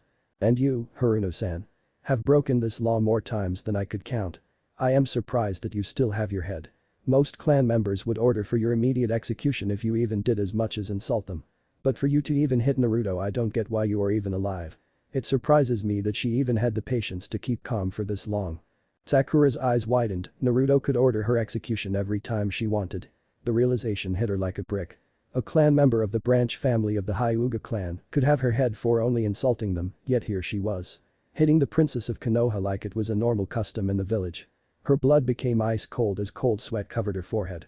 Killed, I'll be killed. But, it's understandable that she gave you multiple chances, and I don't blame her. She wants to have a good companion who she can be a girl with like Hinata on her team. Naruto had realized that you could change, even though she wasn't fond of you. She trusted you. Sakura stared at the Hokage, he had to resist smiling as he realized that the girl began to understand. The truth behind Naruto's actions, that is. But that's… Sakura yelled before she got silenced by the Hokage as he put his index to his lips and shook his head. No need to yell, Sakura. It's good if you understand. Sakura pursed her lips in disapproval. It isn't fair in another way now, isn't it? The Hokage said, his eyes softening slightly. Look, I'm just asking you to do the same for her. That girl comes here every week with bags under her eyes and with a scroll filled with paperwork. Naruto, as the last Uzumaki Namikaze, must do the paperwork her clan is given by herself. And unlike Sasuke, who finishes in one night if he doesn't sleep. She has more work and has to work much harder and longer. Sasuke needs to work for his clan, as he is the current head of the Uchiha. Naruto however is the current head of the Uzumaki Namikaze clan and Konohaka's princess. She has to work as Konoha's princess, and as you could imagine, it's a lot more work. To strengthen your bonds, could you perhaps help her with her work? Protect her like she had done with you? I know it's a big thing to ask of you, but you'll be stuck in the team you are now, so isn't it good to strengthen your bond her? You're both girls, aren't you? I'll admit that Sasuke is a very handsome and attractive boy, but it's better to communicate and spend your time with all your teammates instead of just focusing on one of them. Sakura blinked a few times. Oh okay, she fiddled with her fingers nervously until the Hokage coughed. There's one issue though. Sarutobi sighed. Naruto hides it well, but you see Sakura, Naruto suffers from something called xenophobia. Also known as the fear for unfamiliar people as well as claustrophobia. She can hide it because the Hokage paused. I'll tell you later, but the gist of it is that Naruto panics if several people are closing up on her, especially people she doesn't know. And a panicking Naruto is dangerous. You could say that she's like a cornered animal, and those are the most dangerous animals of them all. Try to calm her when this happens. I'll explain how to calm her down in a minute. Now, are there any more questions? Sakura stared at the man until she absorbed his words and jumped awake, as you could say. The question? I don't have one, do I? Oh, wait. I do. Yeah, I have one. She exclaimed, completely reverted to her normal self. Her scar, you know. The scar on her back. What happened? The leader of the village flinched before he opened his drawer and took his pipe from the upper drawer. He used a small fire technique to light it and took a big puff from it. Asuka. Get me the file of that incident please, he yelled. Sakura heard a soft yes, Lord Hokage. From behind the doors and looked at the Hokage in confusion. Her leader looked at her with a grave expression. You'll understand in a minute and understand it, she did. Back to today. Her hand unconsciously went to her right pocket where the reminders of their conversation was kept. And she hoped she didn't have to use some of them very soon. The things she had heard and seen was atrocious. It was disgusting to see Naruto like that. It wasn't even something she wished for, nor was it her fault. No, it was someone else's, and that was why it was so disgusting to her. How could a human being do that to another one? Sakura had seen how the people of Konoha called Naruto names and looked at her, so she thought someone had carved that horrible word on her back because they hated her. But it seemed like there was a lot more going on in the background. Much more than she could ever imagine. She had been thinking about it lately. And as a result lost her concentration during most of the mission. She spaced out and stared at the same spot for what seemed like hundreds of times. She also felt some kind of protectiveness over her. No wonder Hinata was so protective of Naruto. Her cheerful and easygoing yet wise and kind personality hid the fact that Naruto was a lot frailer and weak than people thought. Not only her body was frail, but her mind was as well. Her pain was hidden away deep inside the deepest part of Naruto's heart and only came out when she was with people she trusted with her life. That's why Hinata got mad when people were too brash or wild around Naruto. It was because she had seen the real Naruto. It was not like this Naruto was fake or something, it was just that she hid a lot. Sakura was impressed by it, to be honest. She knew that she herself would never be able to hide her pain like that. She would cry and let out her frustrations so they wouldn't become a burden to her later. The Naruto that she had come to know these past weeks was social and could talk with almost everyone. She dared to open her mouth and curse, so she was in no means shy. But as she thought back to certain moments, she started to see little details she didn't pay much attention to before the conversation. When Tazuna gave her a pat on the head on the first night of the mission, she flinched slightly before closing her eyes for a split second. When she opened her eyes, she relaxed into the touch, but it did show that Naruto had to force herself to stay calm. Even if it was just a little bit. They got closer after and created a bond after that though. It was like Naruto tried to find a family to fit into, with Kakashi as some doting older brother and the Hokage as a kind grandfather. Seems like she got another family member. Sakura felt kind of out of place. Sasuke had lost his family, his whole clan, because his brother had gone mad for reasons unknown, and it was almost the exact same thing with Naruto. Those two had much more in common than her. She had decided to stop being so mean to Naruto, but she hadn't given up on Sasuke, and it irked her that those two understood each other more than she ever could. She was jealous. But she wouldn't make Naruto a victim of her jealousy, that much she could promise. Zabuza was grinning at her teacher, his eyes had a dangerous gleam, it was like a devil of destruction was standing before her. And it looked like he could kill her whenever he wanted. The man ignored her teacher's threats and kept walking towards them. Naruto mimicked the missing nin's face and grinned back, not even looking scared in the slightest. You ready, demon? As ready as I will ever be, you devil. Naruto jumped off Kakashi's shoulders and fell on her butt. Ow. She screamed. Sakura flinched. That looked like it hurt. Naruto tried to push herself up, she slowly crawled on her knees before trying to get her legs to support her. She pushed herself up with her left leg before quickly putting her weight on both her legs and feet. She wobbled slightly before she lost her footing. She closed her eyes as she fell, afraid of knowing when she was going to hit the ground. But before she hit the ground, someone caught her. Seriously, you're such a troublesome child. I was coming to you, you know. No need to get impatient. Naruto opened her eyes and tried to wiggle herself out of Zabuza's grip. But like she thought, she was too weak. Stupid, dumb, weak body. She mumbled. Zabuza smiled softly, but it went unseen. Yep, she hasn't changed at all. Still the same stubborn kid I used to know. Let's settle this another time, Naruto. I'll just lie to the fat lard and tell him that the old man's protected by elite shinobi and need to think of a plan to defeat them. We'll fight later. I don't need your pity. Naruto yelled, she clenched her teeth. She never got sick or weak like this, and to be treated like this was hurting her pride. I'm fine. Everybody keeps treating me like a little kid. Do you have any idea how many times people told me to get some rest and take it easy? It's annoying me. Are you mad? I know you and I can see that you're not fine. Naruto, I know it's humiliating to be cared for when you're sick, but I don't think you understand why people care for you when this is the case. People care for you so you get well soon. If you keep pushing yourself, it's only going to get worse. You should let them help you. Yes, Mom. And don't use that tone when you're talking to me, young lady. I'm going to give you 1 week to rest, and if you don't, you know what will follow. Naruto's eyes widened. You wouldn't. Oh yes, IWOULD. Zabuza was really enjoying this. Karma's a bitch, isn't it, squirt? No, not the Pocky. Anything but the Pocky, I beg of you. Kakashi fell flat on his face. Pocky. He's bribing her with Pocky. Great, when she enters the bingo book there will be a description with weaknesses, her height and Pocky. They did the same with my heavenly literature. Hashi, Saku, please help me. I beg of you. He's going to tie me up and eat my Pocky collection in front of my nose. Just you wait, Momo-chan. When I'm Hokage, I shall declare Pocky a holy artifact.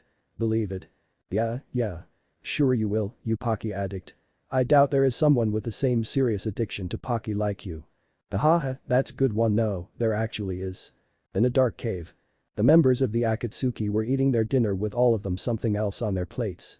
Sasori had sobi, Kakuzu had caviar, Deidara had dango, Pain had a mountain of carrots, Konan had onigiri, Haiden had a raw decapitated squirrel on his plate, which was covered in weird signs, Kisame was munching on some dried fish like a shark would have done, Zetsu had a whole corpse of a man on his side of the table, which most members stayed away from, and Itachi had a ton of Pocky. And thank you for all the flavors Pocky exists in this world. All hail to Pocky Pichu. Everyone stopped eating and stared at their slightly psychotic version of every teenage girl's wet dream. Did that motherfucker just say Pichu when he sneezed? Itachi, why the hell dude? Why do you sneeze like a damn chick? Itachi glared at the white-haired Jashinist. I was born this way. He started munching on the delicious sticks of holiness with joy. I have the feeling someone's talking about me. What if Naruto snaps at Sasuke in retrieval arc? And thanks for watching my video till the end. If you enjoy this content, then do consider subscribing to my channel and leave a like if you guys need the next part, comment down, and thanks for watching the video and see you guys in the next video.